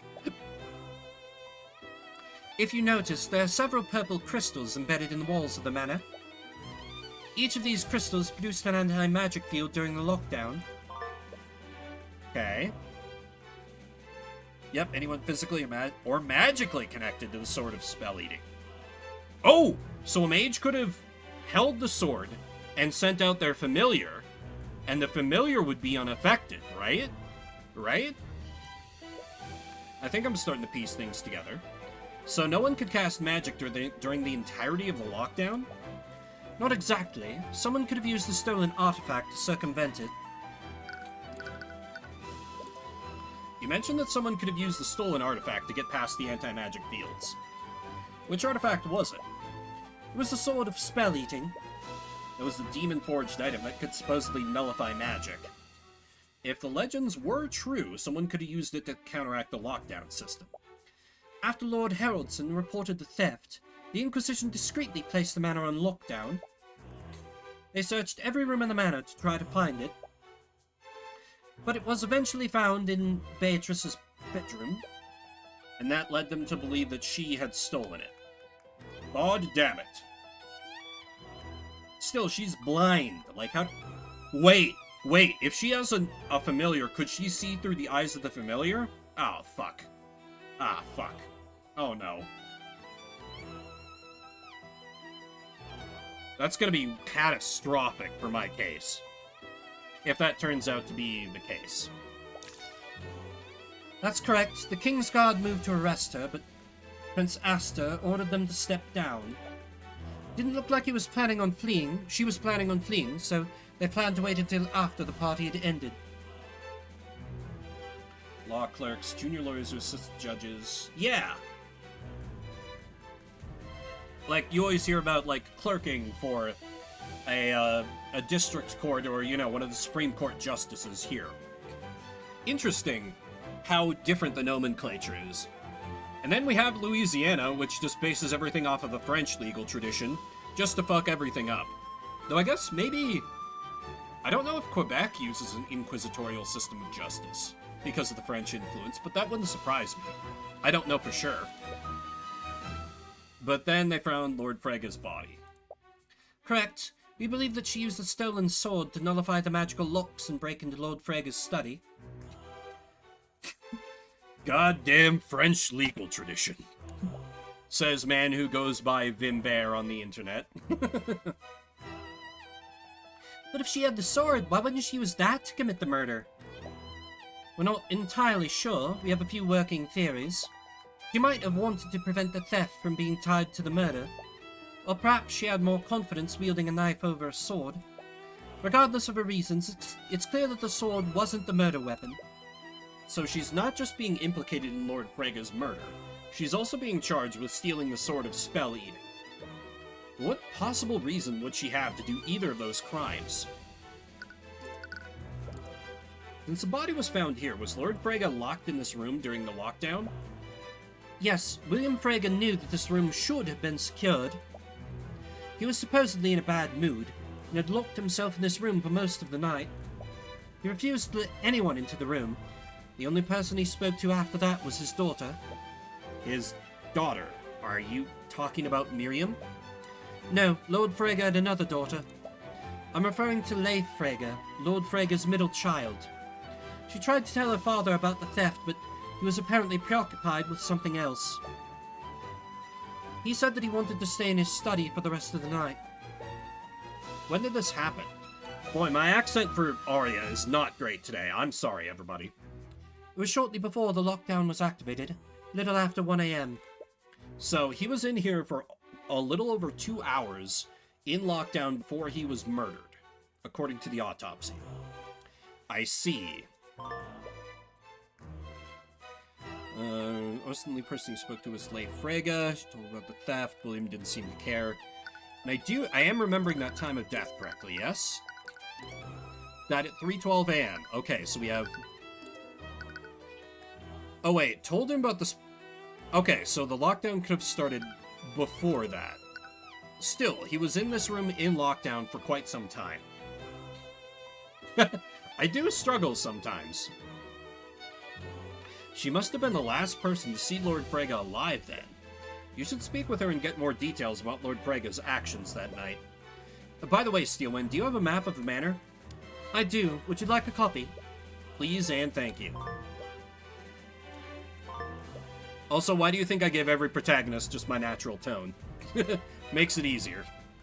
Okay, let's have a look at the maps before I go anything else. Okay.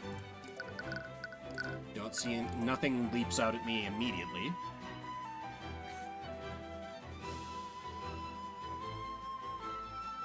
It's a giant bathroom. Interesting that Beatrice still has a ballroom despite being, disinherited by the family. Wouldn't expect... Rooftop garden? Fucking nobles. Which is right above the coat room. That could be important.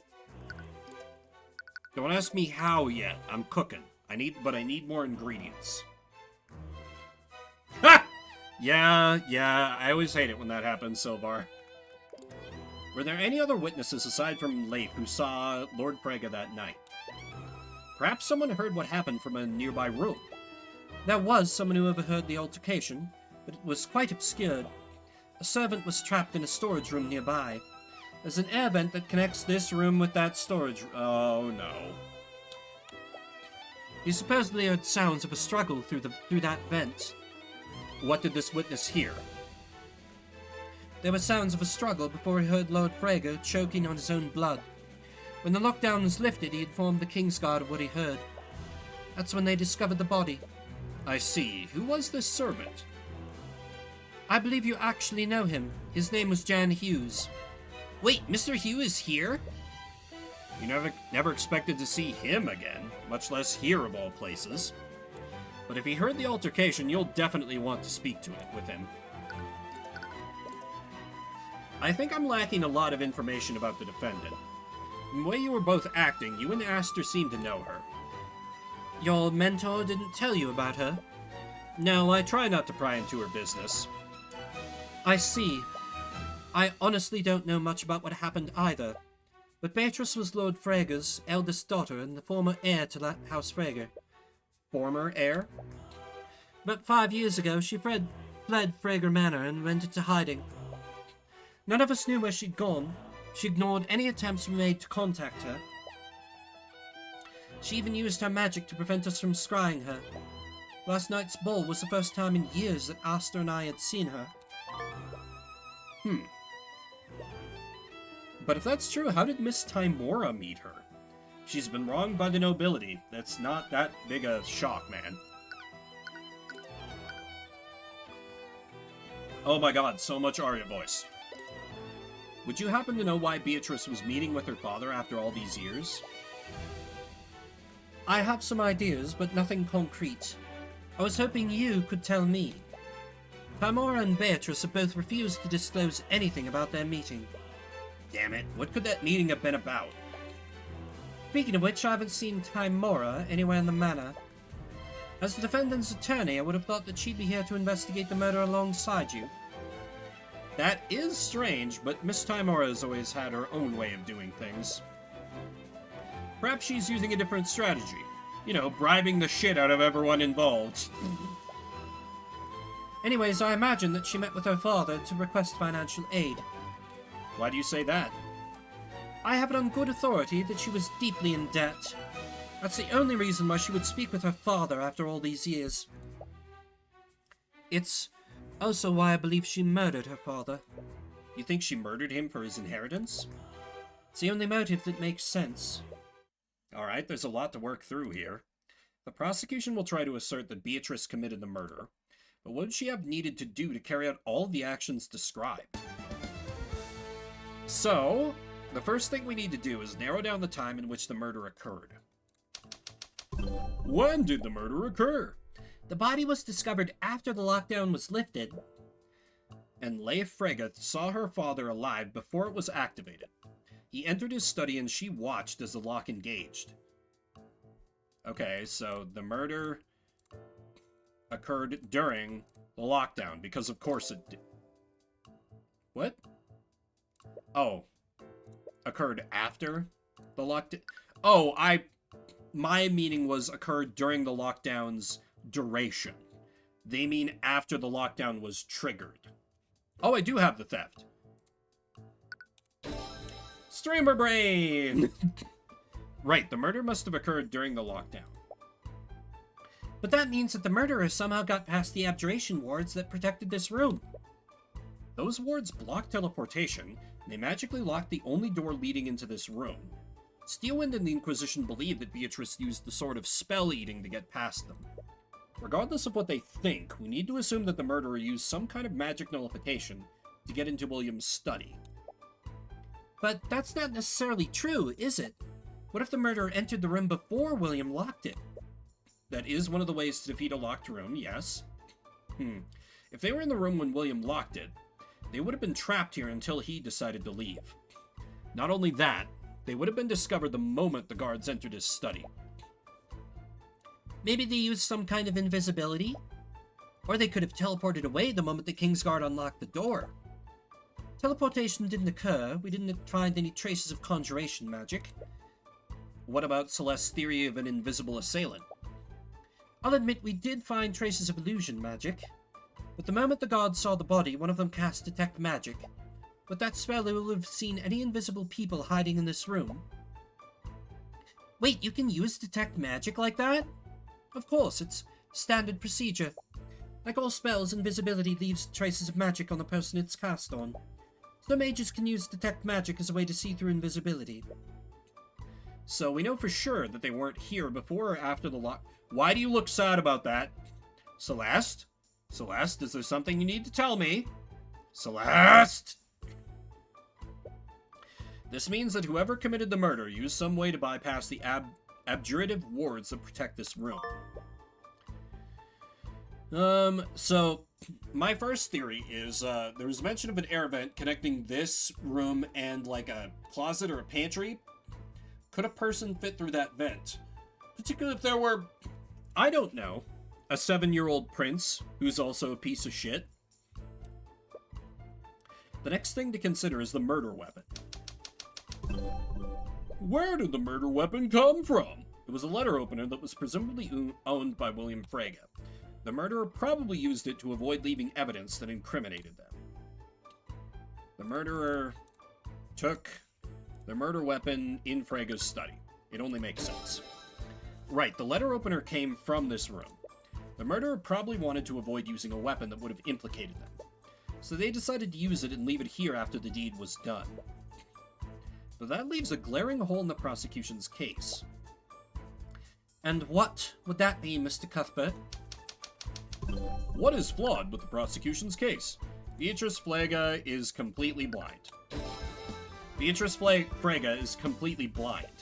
Even if she were somehow able to break into a highly guarded exhibit, how did she slip past the guards and enter Lord Frege's study? Furthermore, how did she locate the letter opener if she couldn't see it in the first place? None of it makes sense. Committing this murder unseen would have been a tall order for anyone. I can hardly believe a blind person did all this. You do well not to underestimate her, Mr. Cuthbert. What? You don't know her as I do. She's far more capable than you realize. She must be the one behind this. I suppose I wouldn't know, but the idea that Beatrice did any of this is still ludicrous. I suppose I can't change your mind about that. But I have to ask you a question, Mr. Cuthbert. What would you do if you discovered that one of your clients was guilty? What? I mean, I tend to have an insight into these sorts of things. That would never happen. I've already seen your uncanny ability to read people, but I'm only hypothetically speaking. So, what would you do if they were guilty? I suppose I'd withdraw and tell them to find another lawyer. And if no one else would represent them? I don't know. Would definitely be a hard choice for me, ableist Tyrion. I mean, he's not wrong, though. He's not wrong, though, in this case. But, then again, we don't know how handy-capable magic could have made Beatrice in this case. But I would never be able to represent them if I knew the truth. I just can't stand by and let a murderer escape justice. I see. Why do you ask? No reason. Okay. Anyway, she's made her stance clear. I'm surprised, Tyrion, if you're so... Well, he considers the justice system corrupt, so that's why he's on the defense side of things, but under normal circumstances, Tyrion would be an excellent prosecutor, I feel like. You'll still have a lot of leads to follow up on. You should move somewhere else. There's a pool of blood and a chalk outline where the body must have been. Oh, that's all I get? That's all I get from the fucking crime scene? There's a window that leads into this room. Could the murderer have escaped through here? No, the window doesn't open and the glass is magically reinforced. There's a large mahogany table at the end of the room. Lord Frege must have done his work here. It's a bookshelf lined with books. I wonder what kind of books Lord Frege owned. Wait a minute, they're all blank! All of his real books are on the floor or his desk. Display books, of course. There are several books about economics and politics. Doesn't look like there's anything of note. The fireplace. Could the murderer have entered through here? That wouldn't be possible. The chimney is far too narrow. Even a small child wouldn't be thin enough to fit through it. Small child, I'm fucking cooking. The little prince is the murderer.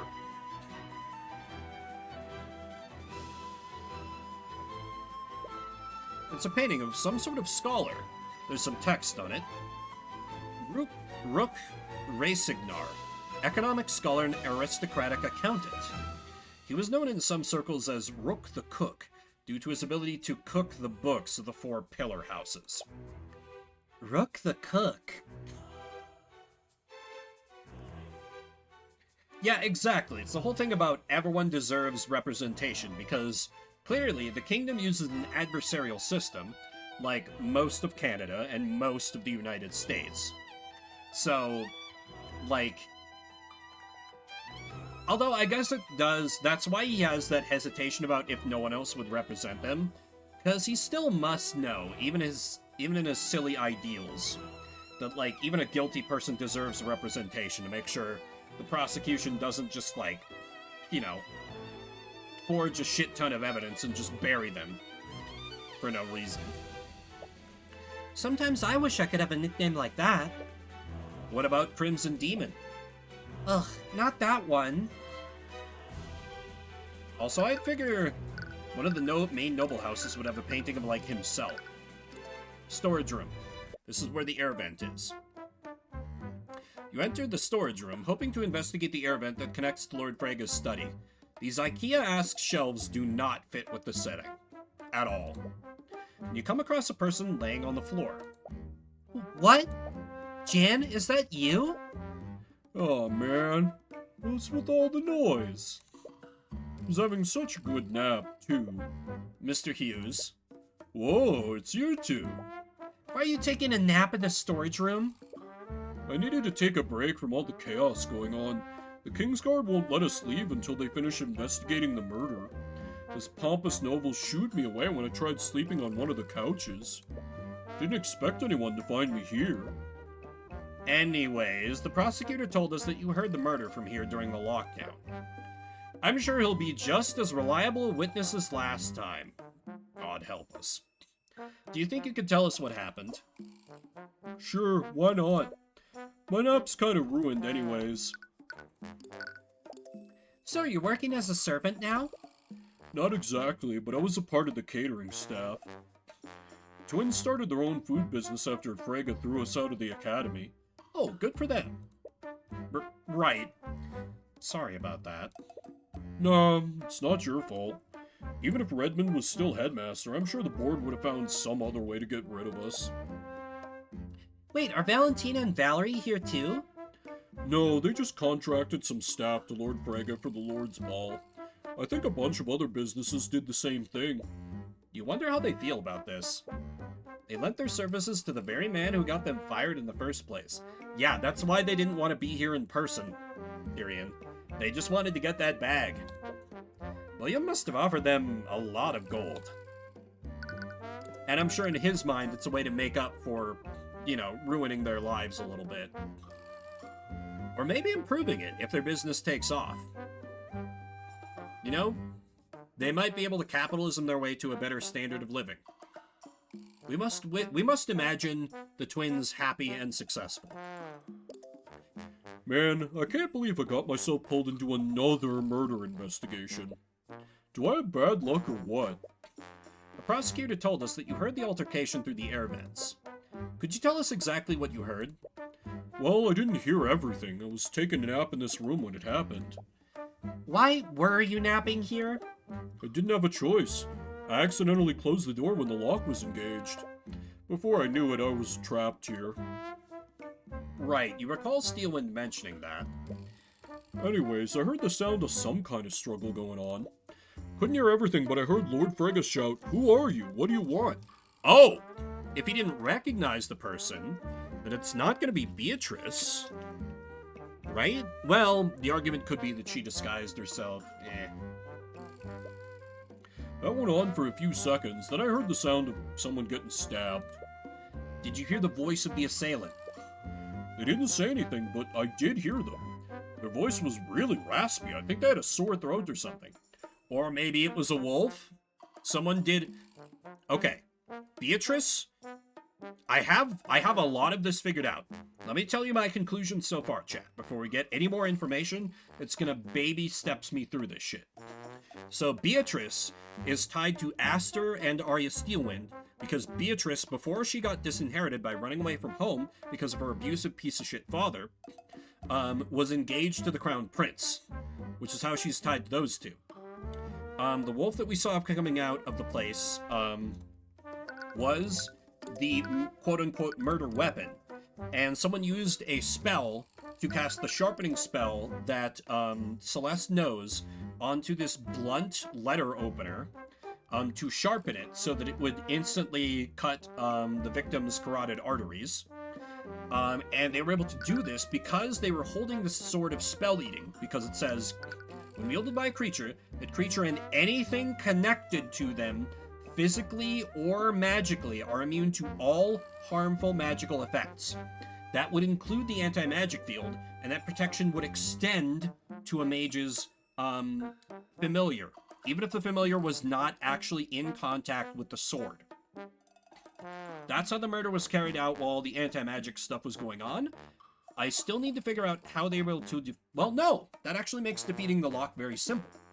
The familiar could have used the anti-magic protection granted to them through their bond with their master, and the master's bond with the sword of spell eating, to defeat the lockdown, go into the room, and while the caster was seeing through the familiar's eyes, grab the letter opener, cast the sharpening spell on it through their familiar bond, and then murder the man and then leave.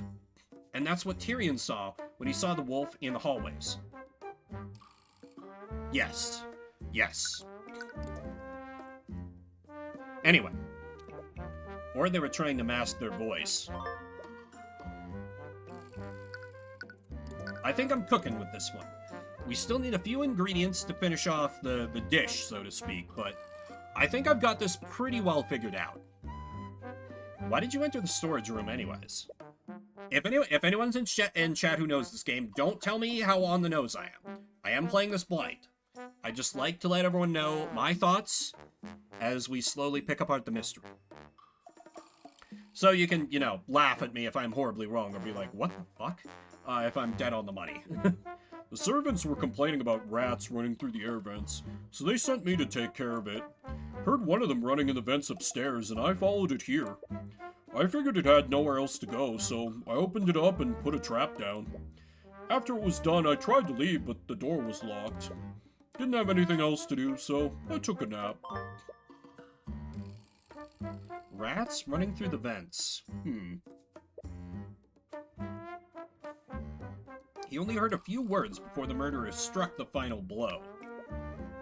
Doesn't give you much to go on, but his testimony could become relevant later. For now, you should probably move... Okay. I do want to investigate the vent itself. It's an air vent that leads to Lord Frega's study. Supposedly, Jan heard the altercation between Lord Frega and his assailant through this. Prepario Arcanum. No magic? Okay.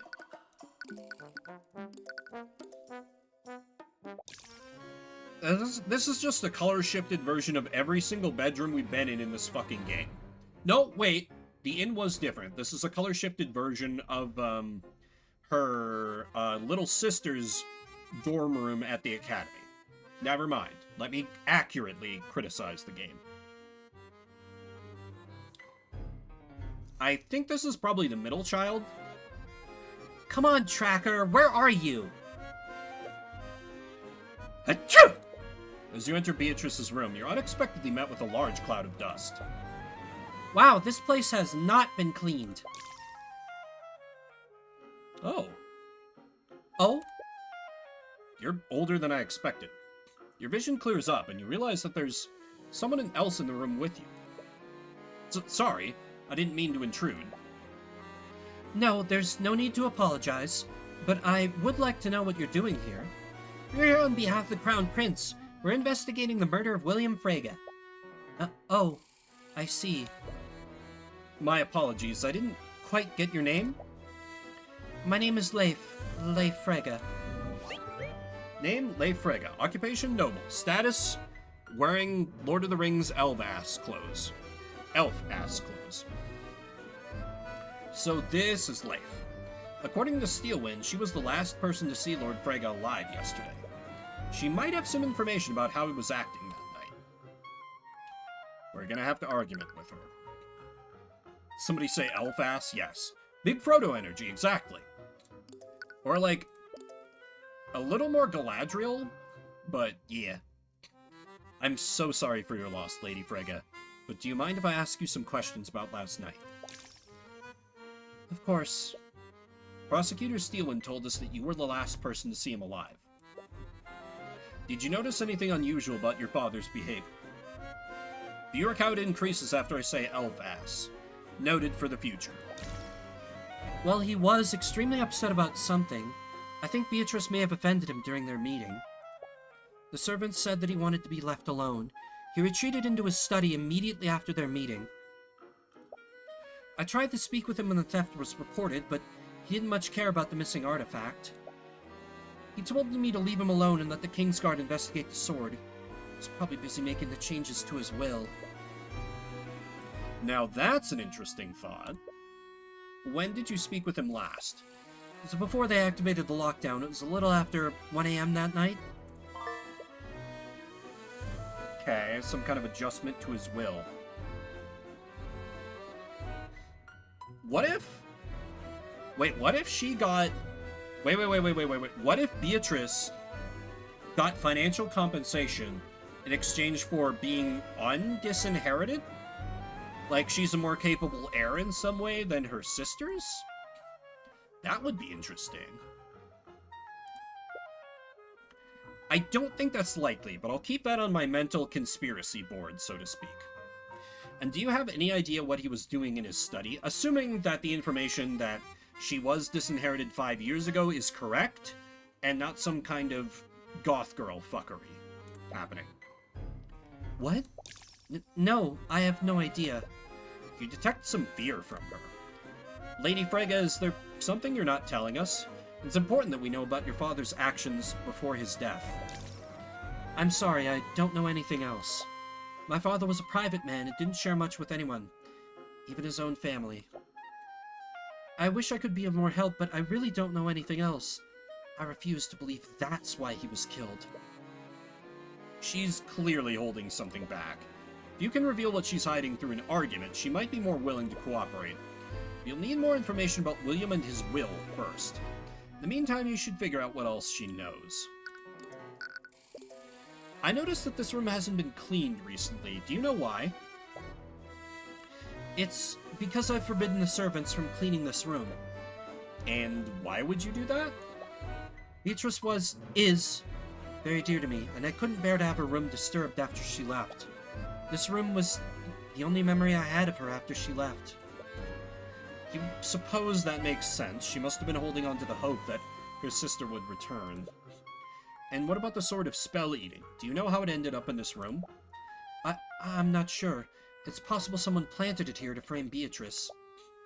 Can't say why they would choose this room, though. Okay. What kind of person was your father? Oh, that's some complicated emotions. It doesn't look like William Frege was very beloved.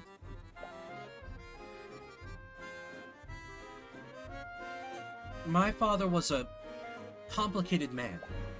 He was a brilliant scholar and businessman, but he was a cold and distant father. I see. Did he have any enemies? As the head of House Frege, he controlled nearly every banking house in Wyverngard. There are many people who resented his wealth and power. And you remember anyone specific? Someone that he'd slighted recently? There was Lloyd von Sanctus. The ruling lord of Ornax. Yes, I heard that he was recently involved in a court case. My father's been using the controversy as an opportunity to slowly take control of von Sanctus Industries. And from what I've heard, he's been extremely bitter about that. Von Sanctus's reputation must have taken a hit after the Dracogen trials. You doubt he'd get himself involved in another murder. But you can never be too sure. You want to speak with him and get more details. Although, would he even consider cooperating with you? Anyways, are there any other enemies he might have had? No, none that I can think of. Okay.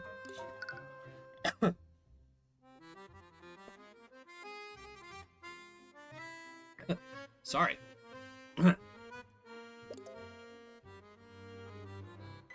Hopefully not too much of that picked up. What can you tell me about Beatrice Frege? I heard that she fled the Frege estate 5 years ago.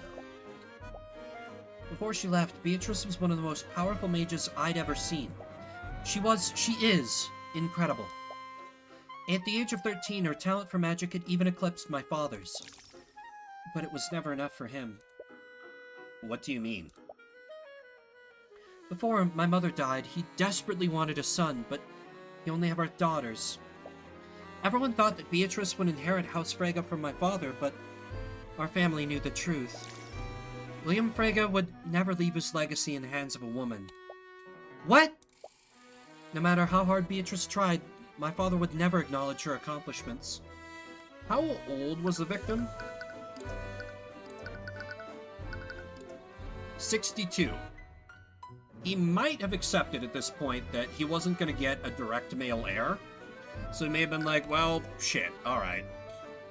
I guess I'll settle for a powerful mage, even if she is a woman.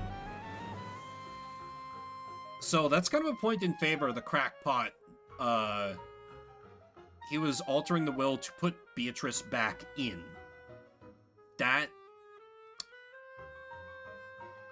Okay, we're cooking a side dish. We're cooking a side dish, but it needs more ingredients. He was extremely cruel to her, constantly belittled her achievements, and dismissed anything she said to him. After the accident, he used her disability as an excuse to take away the little influence she had. Oh, so she was not born blind. There was an accident that gave her a disability. Is that why she's blind? Hello, I am a lawyer. Okay, you have nothing to say about that. What do you have to say about your little sister? What is your relationship like with Miriam? My youngest sister, I actually don't see her that much. Really? Even though you're sisters? Our lives as nobles keep us very busy. We rarely have the chance to speak with each other. And ever since Beatrice fled the estate, she's been throwing herself into her schoolwork.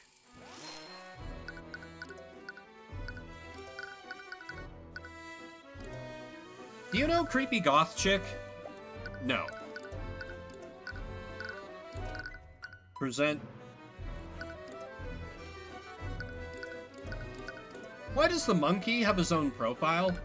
Ah, fuck, you're the murderer, aren't you? Damn it! Alright. Never mind. That man, he was my father, but I can't say I have fond memories of him. He must have been difficult to deal with. You have no idea. He was cruel, tyrannical, and only ever cared about his own legacy. He was willing to sacrifice anything and anyone to maintain his power and status, including his own daughters. It sounds like his treatment of Beatrice was particularly harsh. It was. He never saw her as a worthy successor to our family's legacy, simply because she was a woman. Even after her accident, he used her disability as an excuse to strip her of any power she had left. I can only imagine how difficult that must have been for all of you. It's been a constant struggle, but we managed to survive. As bad as it sounds, now that he's gone, we might have a chance to rebuild our family. If it's not too painful for you, could you tell me more about Beatrice's accident? Is this even relevant to the investigation? Any small detail could make a difference. I need to learn everything I can. I'm not sure about what exactly happened. It was a magical experiment gone wrong. Beatrice was working on a project at the Imperial Academy. She was trying to create a new spell formula. We're still not sure what happened, but there was an adverse magical reaction. The resulting explosion seriously injured her and left her completely blind. I can't imagine how she must have taken that. Actually, she was probably the most unfazed by what happened. But that didn't matter. My father saw his opportunity Because she could still see through her, as yet unseen familiar. Damn it, I need more information. He told me he was relieving her of her duties so she could recover. But I knew the truth. He was going to take away her political power and social standing. She was reduced to a mere decoration for our home. And that must have been why she left. Did she contact you during the time that she was missing? No, no one had heard from her during that time.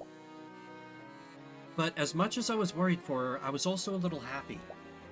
Unlike Miriam and I, she had finally broken free from my father. I have no idea what could cause her to return here. Wait, shouldn't there be some kind of accident? Or argument? I'm sure Beatrice's return must have been surprising for you. It is. To be honest, I've been hoping for years that she'd finally return. But now that she has, she's just gotten pulled into another one of our family's messes. Clearly I need to present something.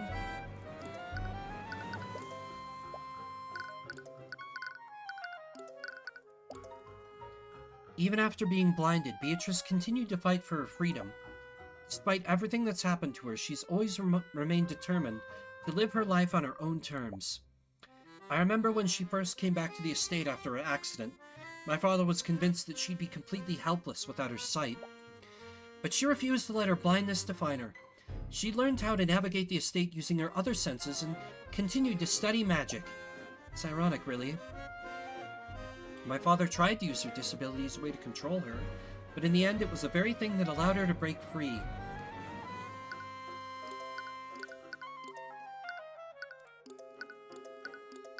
Okay. Where should we go next? We have a lot of leads to follow up on. Jan Hughes was apparently here last night, and he supposedly heard an altercation between Lord Frege and the murderer. And Leigh Frege was the last person to see Lord Frege alive before the lockdown. They both might have information we can use. But I've exhausted... Unless I need to present something else? Present Jan's testimony? Present murder weapon. Present sword of spell stealing. Present Celeste's sword. Maybe it's Jan. Maybe it's Jan.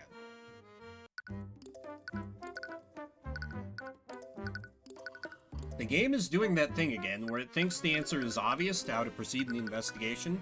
And I'm like, I don't fucking know. Oh, wait! Wait. Aster doesn't have a profile? What about his little brother?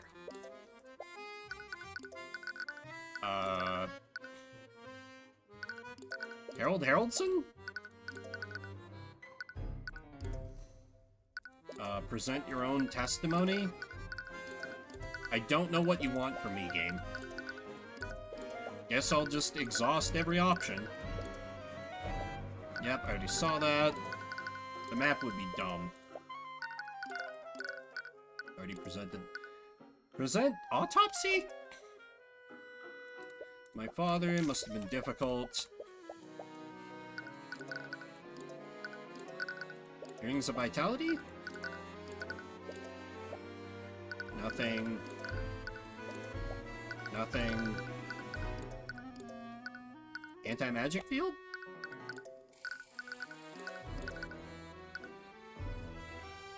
Wait a minute.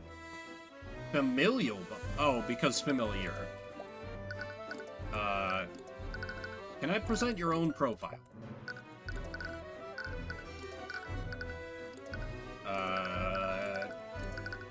Y'all, any ideas?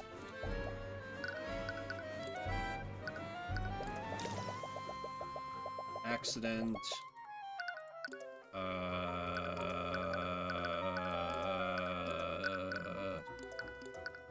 Are you Steelwind?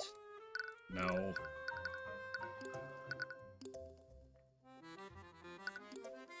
That's not a bad idea.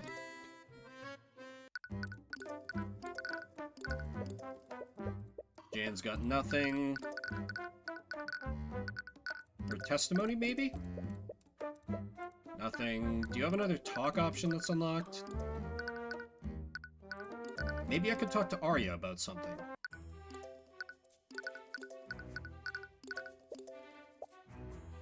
Damn it. Damn it. Damn it. Oh! I think I'm lacking a lot of information about Beatrice Frege. The way you were both acting, you and Aster seemed to know her. Oh, wait, no, I did see that. Oh, wait. I know what I haven't done. Arcane. Aha! There's a trace of transmutation magic under the bed. I can't see it clearly. Let me take a closer look. It's Crimson Lotus. What? It's my sword. What? You never knew her sword had a name. So this is where it's been. But why would it be here? This is also the room where they found the sword of spell eating. Was there a swap? Are the two thefts related somehow? But why? The only thing similar about them is that they're both swords. Yeah, the only thing similar. They're not, you know, almost dead ringers for each other. There's definitely more to this, but what? Oh, unless...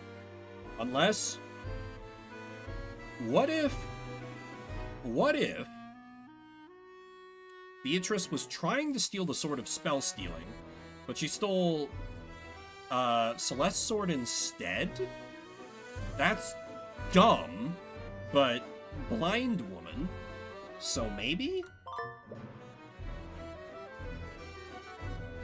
Okay. You think you've learned everything you can for now. Perhaps you should move elsewhere. Sitting room? You explore the manor further and find one of its many sitting rooms. And there you happen to spot a very familiar face. He is sipping on a glass of wine, and his expression turns disdainful the moment you enter the room. Oh, wonderful! As if my day couldn't have gotten any worse.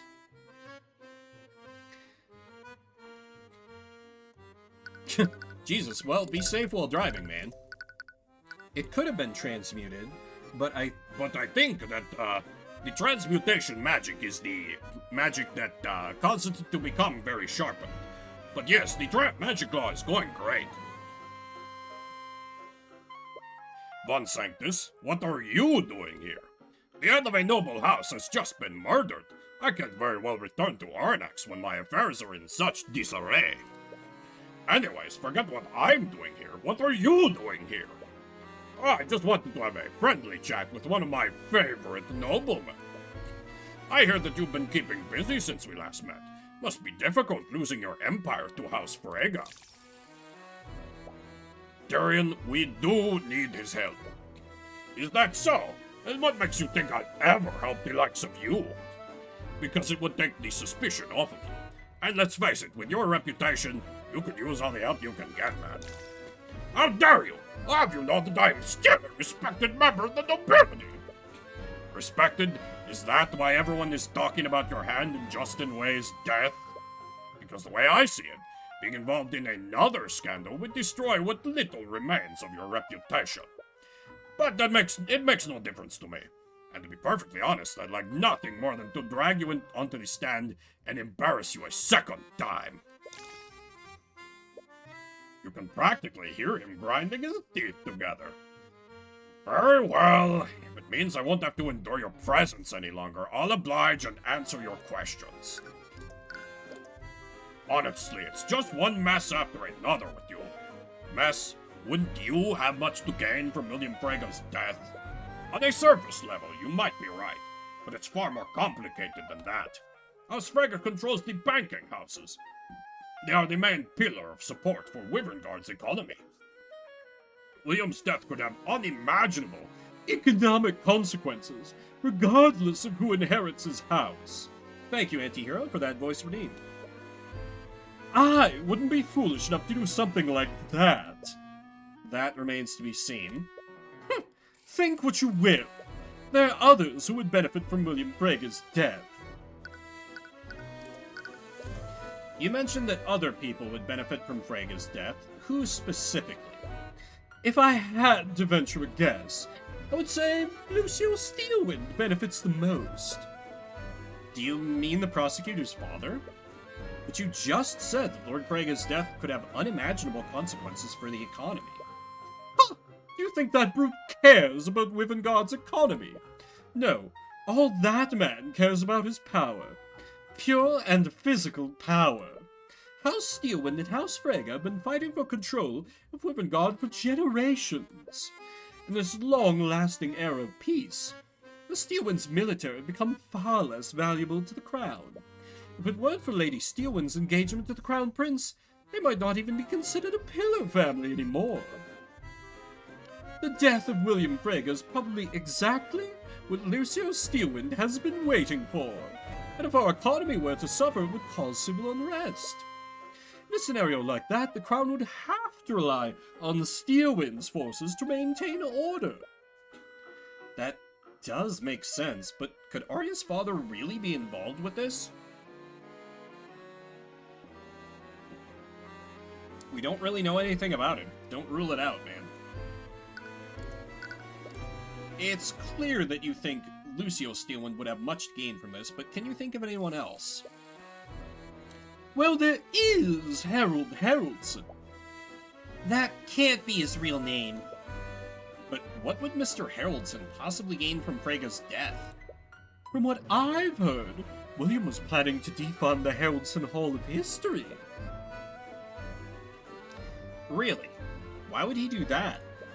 I'm not sure of the specifics, but supposedly Lord Haraldson has refused to omit the less flattering parts of Wyverngard's history from his exhibits. Thank you, Sylvar. Y'all running out of time on that one. It's gotten blatant enough that he's drawn the ire of the king himself. They actually got into a very heated argument during the Lord's Ball about it.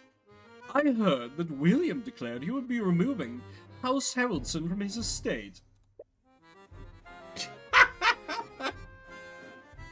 Silvarian 2, huh? You don't want to suspect Mr. Haroldson, but you need to examine every possibility. As the curator, he would have the easiest access to the sword of spell eating, and he could have staged a robbery to cover his tracks. At the very least, you should give Mr. Haroldson a chance to explain himself. What can you tell me about the defendant in this case?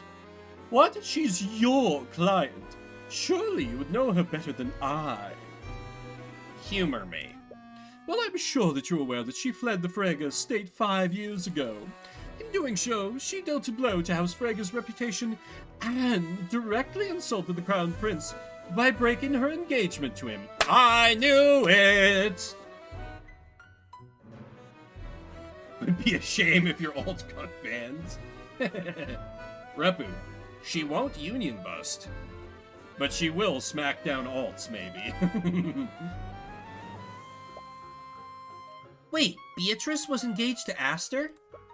Yes, it was quite the scandal at the time, and Lucio wasted no time in pushing his daughter into taking Beatrice's place. Oh, is that why those three were so awkward last night? Honestly, this situation is just an absolute mess, and that woman's return will complicate things. Beatrice's return complicates things? Oh god, my heart stopped for a second. I thought it was going to be community goal complete. Okay, 75% there. Okay, there's time for you guys to not hit that goal. I legitimately don't want you guys to, but in the interest of fairness, I do want to remind y'all of it. Sylvar and his headmates.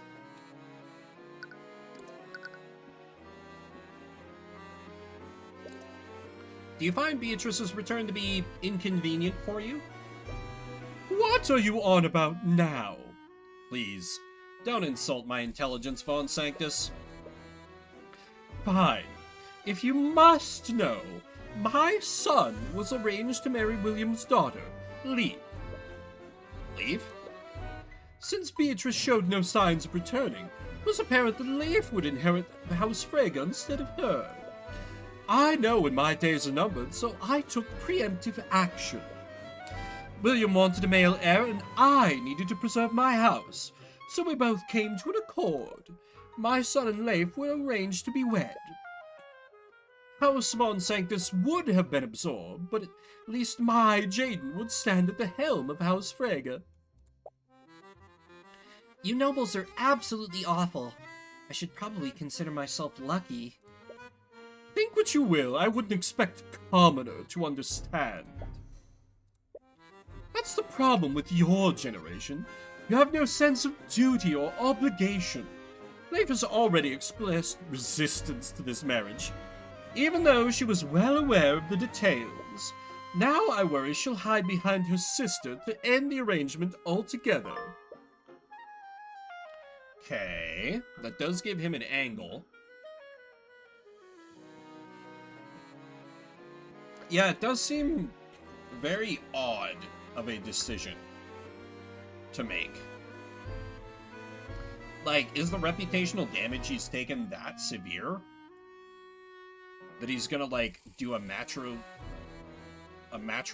marriage like that? With his son?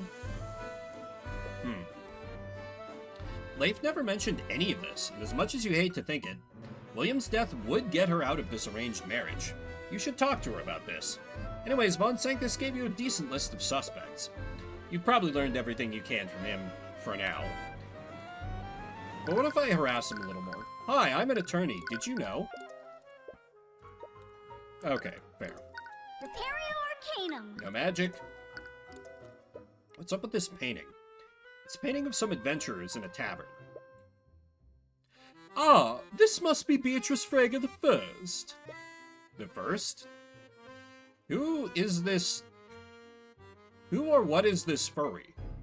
I didn't think we had furries in the setting. Also, this mask is very cool. Please tell me that's Beatrice Frege the First. According to legend, she was one of the descendants of the 7 heroes of Wivengard. She joined a band of adventurers that were traveling across the nation. It's hard to imagine the Fregas coming from such humble beginnings. Wait, what? Oh! Goth Girl did some fuckery, erased somebody from the picture here. What is it now? That muscular man in the corner, he just vanished. What are you on about? There was never a man there. Sorry, Tyrion, but he's right. No, I'm sure he was there. Are you feeling okay? Perhaps your lack of sleep is making you see things that aren't there. I don't know who Troop Master Grimm is. You had an entire pot? Jesus, that seems a little excessive. Even for you. Oh yeah, let me check well, no. Let me do the argument with her first. Leith Frege seems to be hiding what her father was doing in his study. You doubt that she's doing this out of malice. She might not even think that it's relevant to the case. But William Frege had many enemies, and he retreated into a study to do something that night. Character in Hollow Knight. The mask in the painting is basically exactly his face. Oh, okay. Huh. And that something could be related to why he was murdered. Argument. Is there something you're not telling us, Leith? Because I have a feeling that you know more than you're letting on. You just met her today. She has no reason to trust you. She believes in Beatrice's innocence over everything else. Oh! Always gotta vibe to saxophones.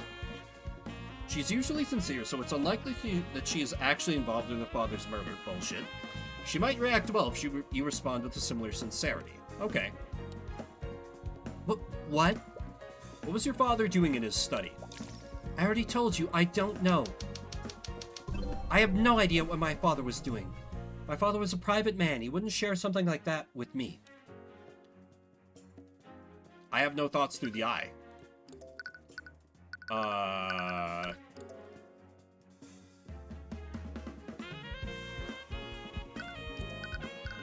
Is it the engagement? Oh, through her thoughts, he made some adjustment to his will. He was making some sort of change to his will, wasn't he? What? Did someone else tell him? Why did you find the need to hide this from us? I didn't. The thoughts you saw earlier seem to disagree with that. We've only just met today, so I understand if you don't trust us. But the Inquisition thinks that Beatrice murdered your father, and they claim that she did so for his inheritance. That's absolutely absurd. Regardless, your father's inheritance is a likely motive behind his murder. Many people would have a lot to gain from his death, including you. Excuse me? I was not involved in this. How could you even think that I'd be capable of something like this?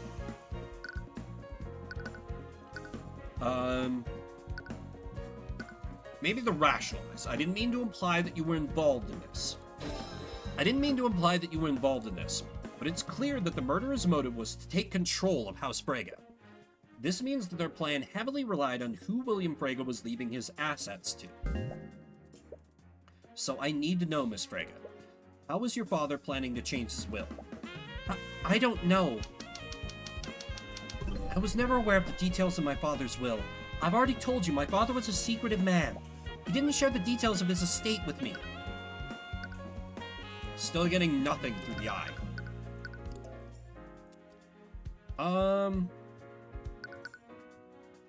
The engagement? Is that really true, though? What? I already know about your arranged marriage to Jaden von Sanctus. And I also know that as a part of this deal, Jaden would inherit House Frege instead of you. You definitely knew about this, and you heavily resisted the marriage in an attempt to stall it, which means you had some idea of how your father's will was arranged. So what aren't you telling me, Miss Frege? I can't trust you. What?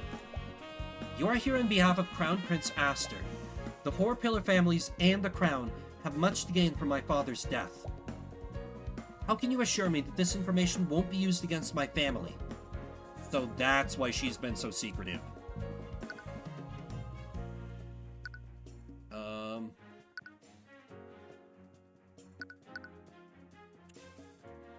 Maybe to rationalize, I'm an independent agent. I may have been hired by Prince Aster, but I'm an independent agent. I have no stake in this conflict. I was only hired to arrive at the truth. How can you expect me to trust you when you're so obviously close to Prince Aster and Lady Steelwind? Damn it. Trust is a matter of emotion, not logic. Okay.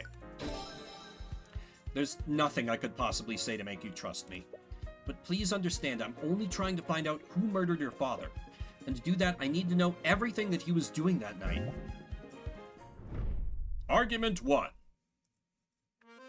I won that argument so hard, I have to take a piss. Quick break this time. Won't be like 3 minutes like last time. So, fast ad. Be back very shortly. Sorry to... well, do it. No. No. Even if my hard stopping point is in, like, a little under an... Yeah. No. I'll be right back. I'll make it quick as I can.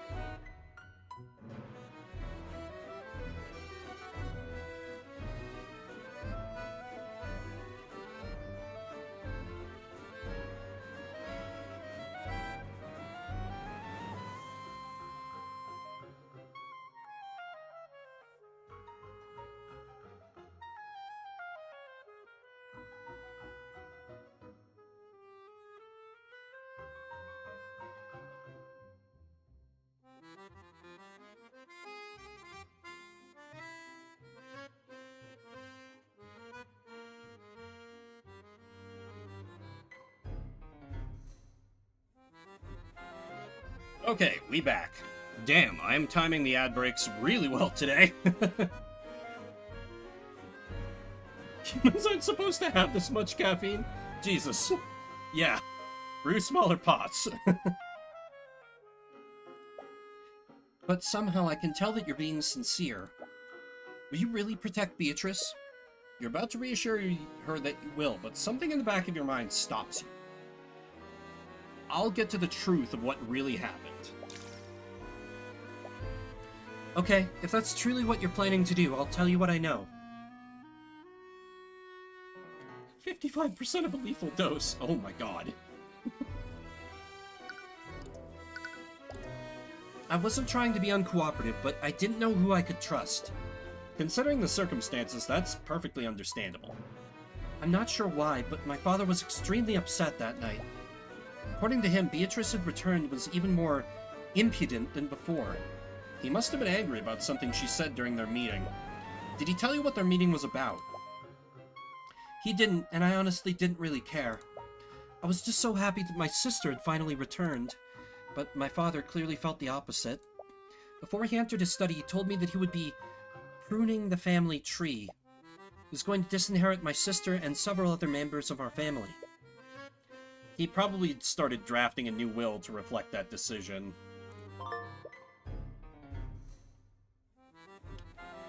Wait, disinheriting her that night? Wait, what is going on? So, was the information about disinherited 5 years ago a lie? Okay, well, I appreciate the lurk. I do have to wrap up in, like, no later than 40 minutes from now anyway. So, thank you for being here for a good bit of this rep. Has anyone found the draft of this will? No, it was one of the first things I looked for after the investigation began. The modified will is missing? You doubt that it would even be enforced. He never got the chance to submit it for probate before he died. My fucking brain definitely saw prostate for a second before I was like, no, that doesn't make sense, probate. But you can't discount the possibility that the murderer destroyed it. Yeah, that would only make sense. Did anyone else know about this? No one. I didn't even tell Lady Steelwind when she was questioning me. Because it would have given Beatrice a motive to commit the murder. Anyways, thank you, Miss Frege. Mr. Cuthbert, Yes? my sister is not a bad person. There's no way that she'd do something like this. Despite what she says, she seems to have some doubts. She's in good hands. Ruby Tymora is the one defending her in the trial, after all. I hope so. Anyways, you think you've learned everything you can from Leif? One last person to speak with, Harold Haroldson.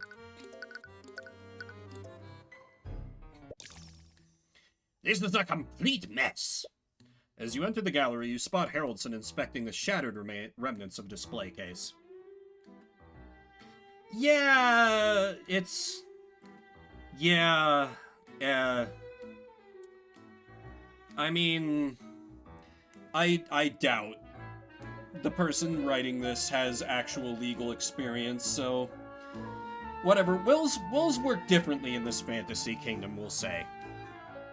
Because probate is, from what I understand, from my very, very, very small amount of legal knowledge, probate is the process you go through when there is no valid will in place. I could be wrong on that.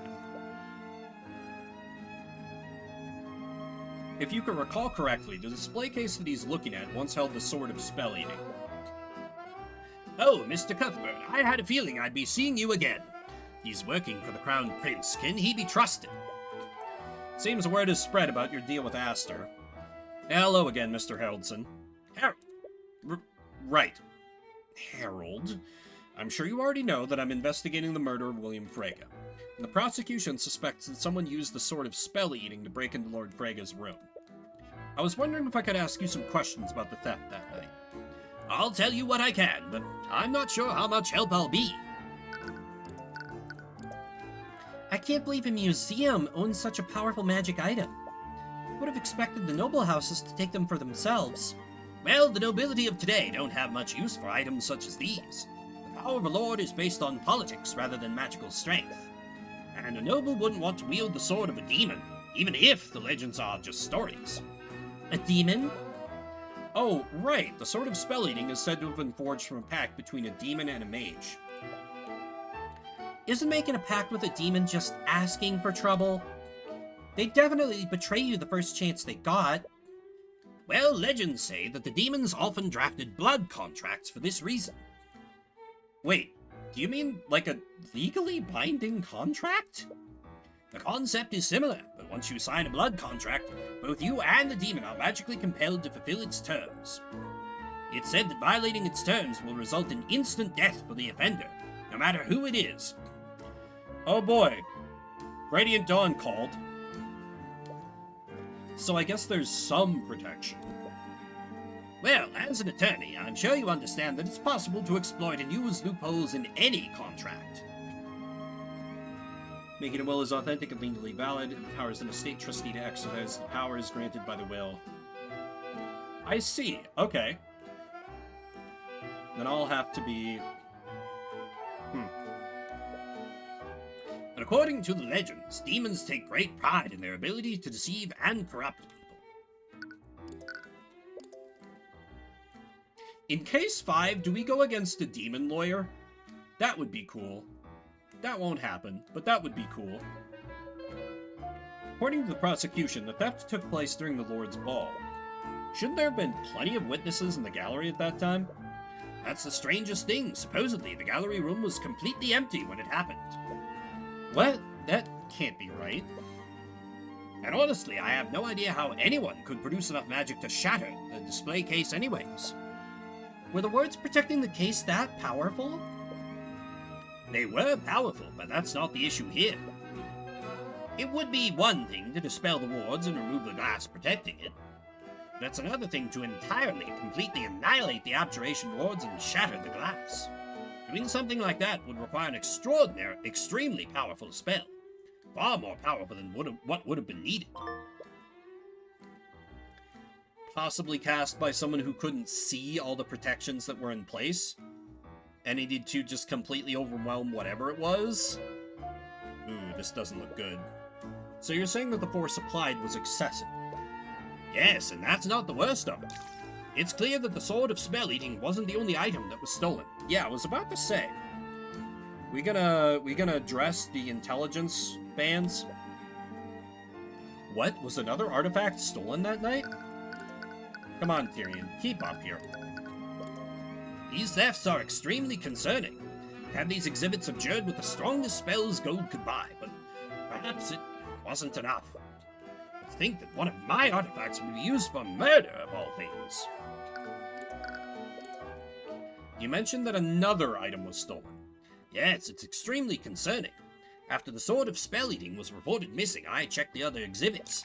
When I discovered that the armbands of intellect had been stolen as well. And unlike the Sword of Spell Eating, we still haven't found the armbands. You look at the glass case where the armbands used to be. They've been removed, but the glass case is completely intact. The thief didn't shatter the glass. Exactly. Moreover, the armbands were actually replaced with a very well-made replica. What? Ooh. Okay, so the culprit used overwhelming magic force to get at the sword. Then once they had the sword, because I'm confident a familiar was involved in some way, they teleported their familiar into the case, had it grab the armbands, teleported them out. That's how they were able to do it, because the sword would have let them nullify and ignore the effects of the wards. What is going on here? The two thefts are completely different from one another. Are they even related, or did two different thieves coincidentally steal from Harold that night? No, that's dumb. Come on, Tyrion. You mentioned that someone would have needed a powerful spell to shatter the display case. Wouldn't that narrow down the list of suspects for the theft? Not everyone attending the ball could cast spells that powerful. Well, according to the Inquisition, Beatrice Frega's magic was powerful enough to have done this. Discounting the fact that she's completely blind. Yes, I'm well aware of that, and it doesn't sit quite right with me either. Was there anyone else at the Lord's Ball capable of matching Beatrice's power? Only the heads of the four pillars could have invoked magic this powerful. But apparently, Beatrice is an exception to that. Is Beatrice really that powerful? Or is she being scapegoated by one of the house leaders? But the cases can be opened normally, can't they? Otherwise, how would you transport the artifacts from place to place? Yes, the magical locks on the case can be disabled. You detect some fear. Is he hiding something? How are they normally disabled? They can be turned on and off using a spoken password. And how many people know this password? Only myself. I personally oversee the transport of these items when they're moved. Okay, so that's a much easier way to explain why the case wasn't destroyed. He stole from himself, potentially. So Harold could have stolen the sword that night. Did he have staged the robbery to cover his tracks? But it's such a suspicious way to go about it. Though he'd probably, if that was the case, he'd probably be counting on people to come up with my initial theory of using magical nullification plus teleport plus familiar to get at the armbands to clear him as a suspect. Harold, a witness told us that you got into an argument with William Frege on the night of the murder. Was William Frege planning on defunding the Heraldson Hall of History? Yes, he was. He made that very clear. But that doesn't mean that I had anything to do with this murder. We're not saying that you did, but I need to explore every possibility. So I need to ask, did your argument that night turn hostile? I'll admit that our discussion turned heated, but it never escalated to threats or violence. How insulting he was, it should have. Well, Arya Steelwind claims that the, chimney is too narrow, but what if magic? That's always the problem. What if magic? William was being unreasonable, and I was frustrated, but that's all there was to it. He deserved what happened to him.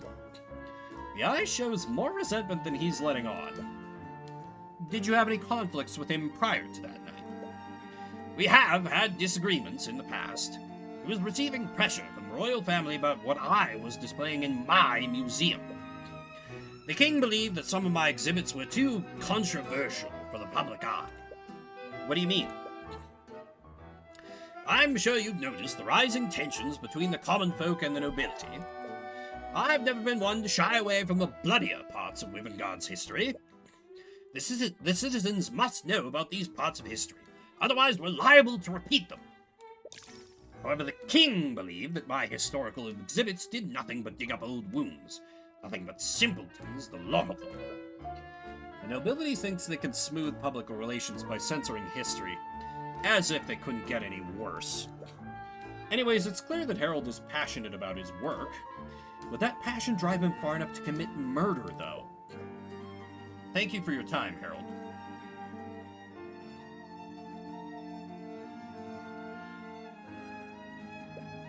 Harold. I think we'll be on our way now. We have a lot of info, but none of it really leads anywhere. So many people have had a motive to murder William Frege, but who actually did it? Perhaps you should take some time to review everything that you've learned. Motives aside, let's go over the events that happened that night. It all started when the Sword of Spell Eating was stolen. What do we know about the thief of the Sword of Spell Eating? We don't have a specific suspect, but we do know something about them. The thief is a powerful mage. Yep. The thief was a powerful mage. That's the only way that they could have shattered the magically reinforced glass. But what about Harold? He could have just unlocked it using his password. He could have stolen the sword and staged a robbery, but he couldn't have shattered the glass. No, you're thinking about this wrong, Tyrion. He used the password to raise the glass, took the sword, used the password to reset the glass, and then, since the wards would no longer work, since it was just regular glass at that point, he shattered it using perfectly mundane means. He is still a suspect. Only a powerful mage could have done that, and I doubt Harold would lie about that when we could easily confirm it with Steelwind. Right, but then what happened next? They brazenly stole the Sword of Spell Eating. This caused Harold to report the theft to the King's Guard. Discreetly placed it on lockdown. And then there's Leif's statement. May have offended him during the meeting, retreated into a study. Happened a little after 1 a.m. What does this tell us about William Frege? Leif's account gives us a clear fact about when William died. Harold died after the theft was reported. What? Wait, what are you... What the fuck are you talking about? Told about this theft of spell eating a little after 1 a.m. Yeah, after the theft was reported, he was seen alive. Oh, Harold. God damn it.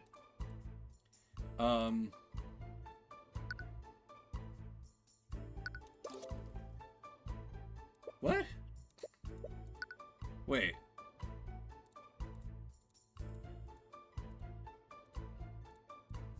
Wait, what?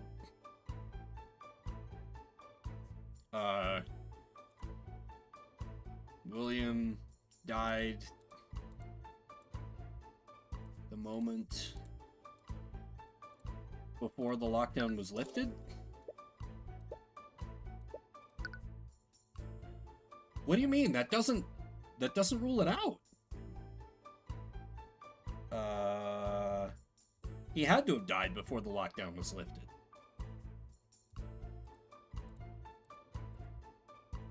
William met Astor. William planted the sword. William was arrested. Wait, maybe Beatrice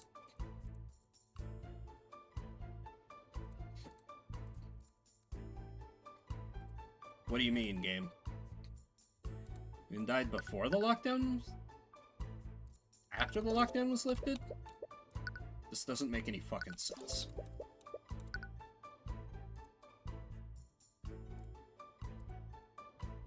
After the lockdown activated? That's what I said, just using different wording. William Frege was murdered after the lockdown was activated. This means that whoever killed him bypassed the lockdown and broke into the magically locked room. They had to have used the sword, right? That's likely, but not necessarily true. An anti-magic field would have also had the same effect. The murderer could have stolen the Sword of Spell Eating to throw off the investigation. But anti-magic field is a high-level spell. Not many mages would be able to cast it. And I doubt any of the nobles here will let us see their spell compendiums. But because of how powerful anti-magic field is, we can still conclude that the murderer is a powerful mage. This actually narrows down our list of suspects. That's still not concrete evidence, though. We haven't even spoken to all the suspects yet. Right, you never got a chance to speak with Lucio Steelwind.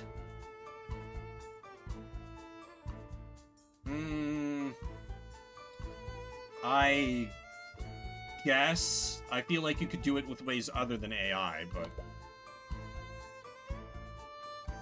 But given his status, you wonder if that would even be possible. Either way, it's a good start. And it's not as if we're defending this case. The trial is getting close anyways. You don't doubt Miss Timora's abilities, but you should share what you've learned with her before the trial begins. It's a little strange that you haven't seen her since the investigation began. But she might be meeting with Beatrice at the dungeon. To the dungeon! You arrive at the dungeon and search for Miss Timora. She wasn't at the crime scene, so she must be here to discuss the case with Beatrice. Or at least that's what you thought, but you don't see her anywhere. Oh, Mr. Cuthbert? Oh! Hi! You're so How could she tell it was me? I guess may have been like... Because her sister did say she was able to use her other senses, so she might be using like scent or hearing or some... Okay, that's not suspicious. That's not automatically suspicious. You were so caught up in your thoughts, you didn't notice that you were walking right in front of Beatrice's cell. Oh, fuck, why are you here? I didn't expect to see you here. Celeste lets out a shriek as Eris approaches you two from behind. For a split second, you see her hand dart towards her sword. It appears that she still hasn't gotten over her instinctual fear of Eris. Eris, what are you doing here? Beatrice is actually an acquaintance of my father. He sent me here to help her through this ordeal. That brings up many more questions, but you don't really have time to pull on that thread. You have less than an hour before the trial begins. You need to find Miss Timora. Have either of you seen Miss Timora? I have some things to share with her. She was just here, but she left to retrieve some documents from her office. Do you have any idea when she'll be back? She didn't say, but if your discussion has something to do with the case, I could pass a message on to her. You feel a little hesitant for some reason, but it is her life on the line. If anyone should know about what you found during your investigation, it's her. Okay, let me tell you what I know. You spend some time going through your findings with Beatrice. From your list of suspects to the possible motives behind the murder. You notice that with each revelation, she becomes more uneasy. The idea of someone framing her must be stressing her out. I see, you've certainly been very thorough. Yes, but I still have no concrete evidence that points to anyone. We underestimated him. If he reveals these findings to Prince Aster, he might suspect something. What? Sorry, I was just deep in thought. And you were able to catch one of those thoughts. Beatrice, I'm sure you're aware that Prince Aster has your best interests at heart. I know. Even though we haven't spoken for the last 5 years, I still consider him a dear friend. Then I suppose you have no issue with me sharing these findings with him? Of course not. This is bad.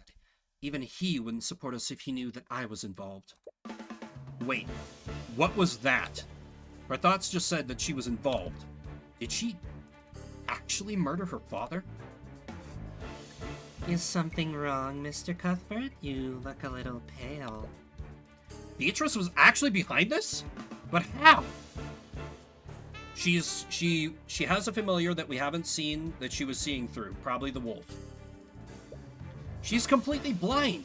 She couldn't have navigated through the manor and avoided the guards. That's why Tyrion, the protagonist, is going to be taking up the prosecutor role after Arya gets the shit shanked out of her, whatever happened. No, you must be taking your thoughts out of context. That's it. Mr. Cuthbert, perhaps you should get some rest. You look dreadfully tired. You think very carefully about what to say next. There's one way to get a certain answer through the eye, but if you're wrong... Beatrice, you weren't actually involved in this, were you? Tyrion? You see her gaze narrow in response to your question. Once again, she claps her hands together. She's clearly trying to stay calm. Do you suspect me now, Mr. Cuthbert? You didn't answer my question, Beatrice. As if I'd even need to justify it with a response. But no, Mr. Cuthbert, I was not responsible for my father's murder. At least not directly. I was technically an accomplice. Okay, she's not the murderer, but she could be thinking of herself as an accomplice because her familiar did the murdering. She still might be ultimately guilty. An accomplice. Did she work together with someone?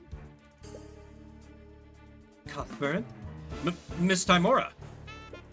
Your mentor seems to have sensed the mood in the air. She raises an eyebrow at you. Miss Timora, can I speak with you alone for a second? Okay.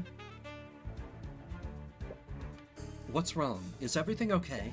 Miss Timora, Beatrice, she actually did murder William Frege. Miss Timora's gaze narrows. Her eyes dart around the room to make sure the guards didn't overhear you. What are you talking about? How could you possibly know that? I used the Eye of Horus on her. She conspired with someone else to orchestrate William Frege's death. Have you told anyone else about this? No, it's not as if they believe me anyways. Understanding what an accomplice means, yeah. You're the only other person who knows about my abilities. Okay, just stay quiet about this for the time being. Anyways, I need to get ready. The trial starts in half an hour. What? You're not seriously going to defend her, are you?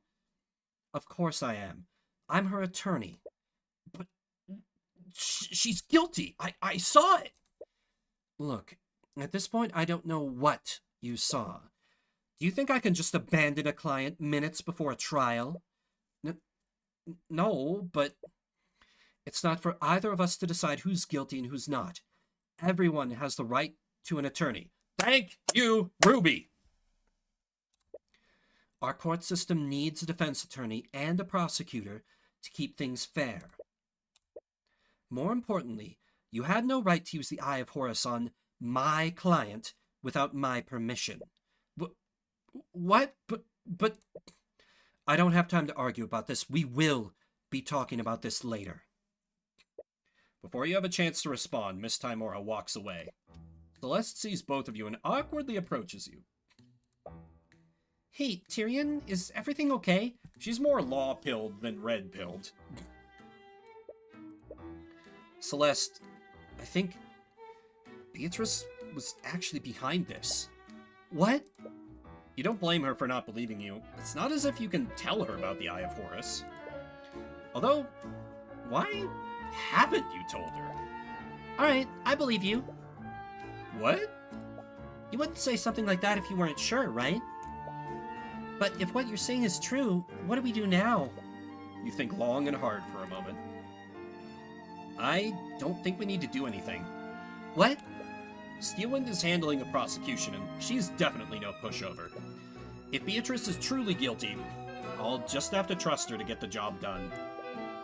Either way, I don't think we're in any position to get involved.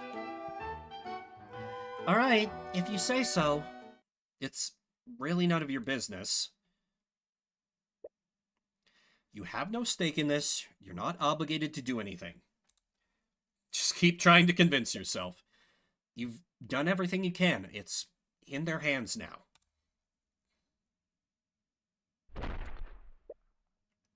It's none of your business. This isn't your fight. William Frege was a tyrant and a bigot anyway. He's a noble who did nothing but steal wealth from the common folk. The world is better off without him. And it's not as if you didn't try. All you have to do is wait for the trial to run its course. Objection!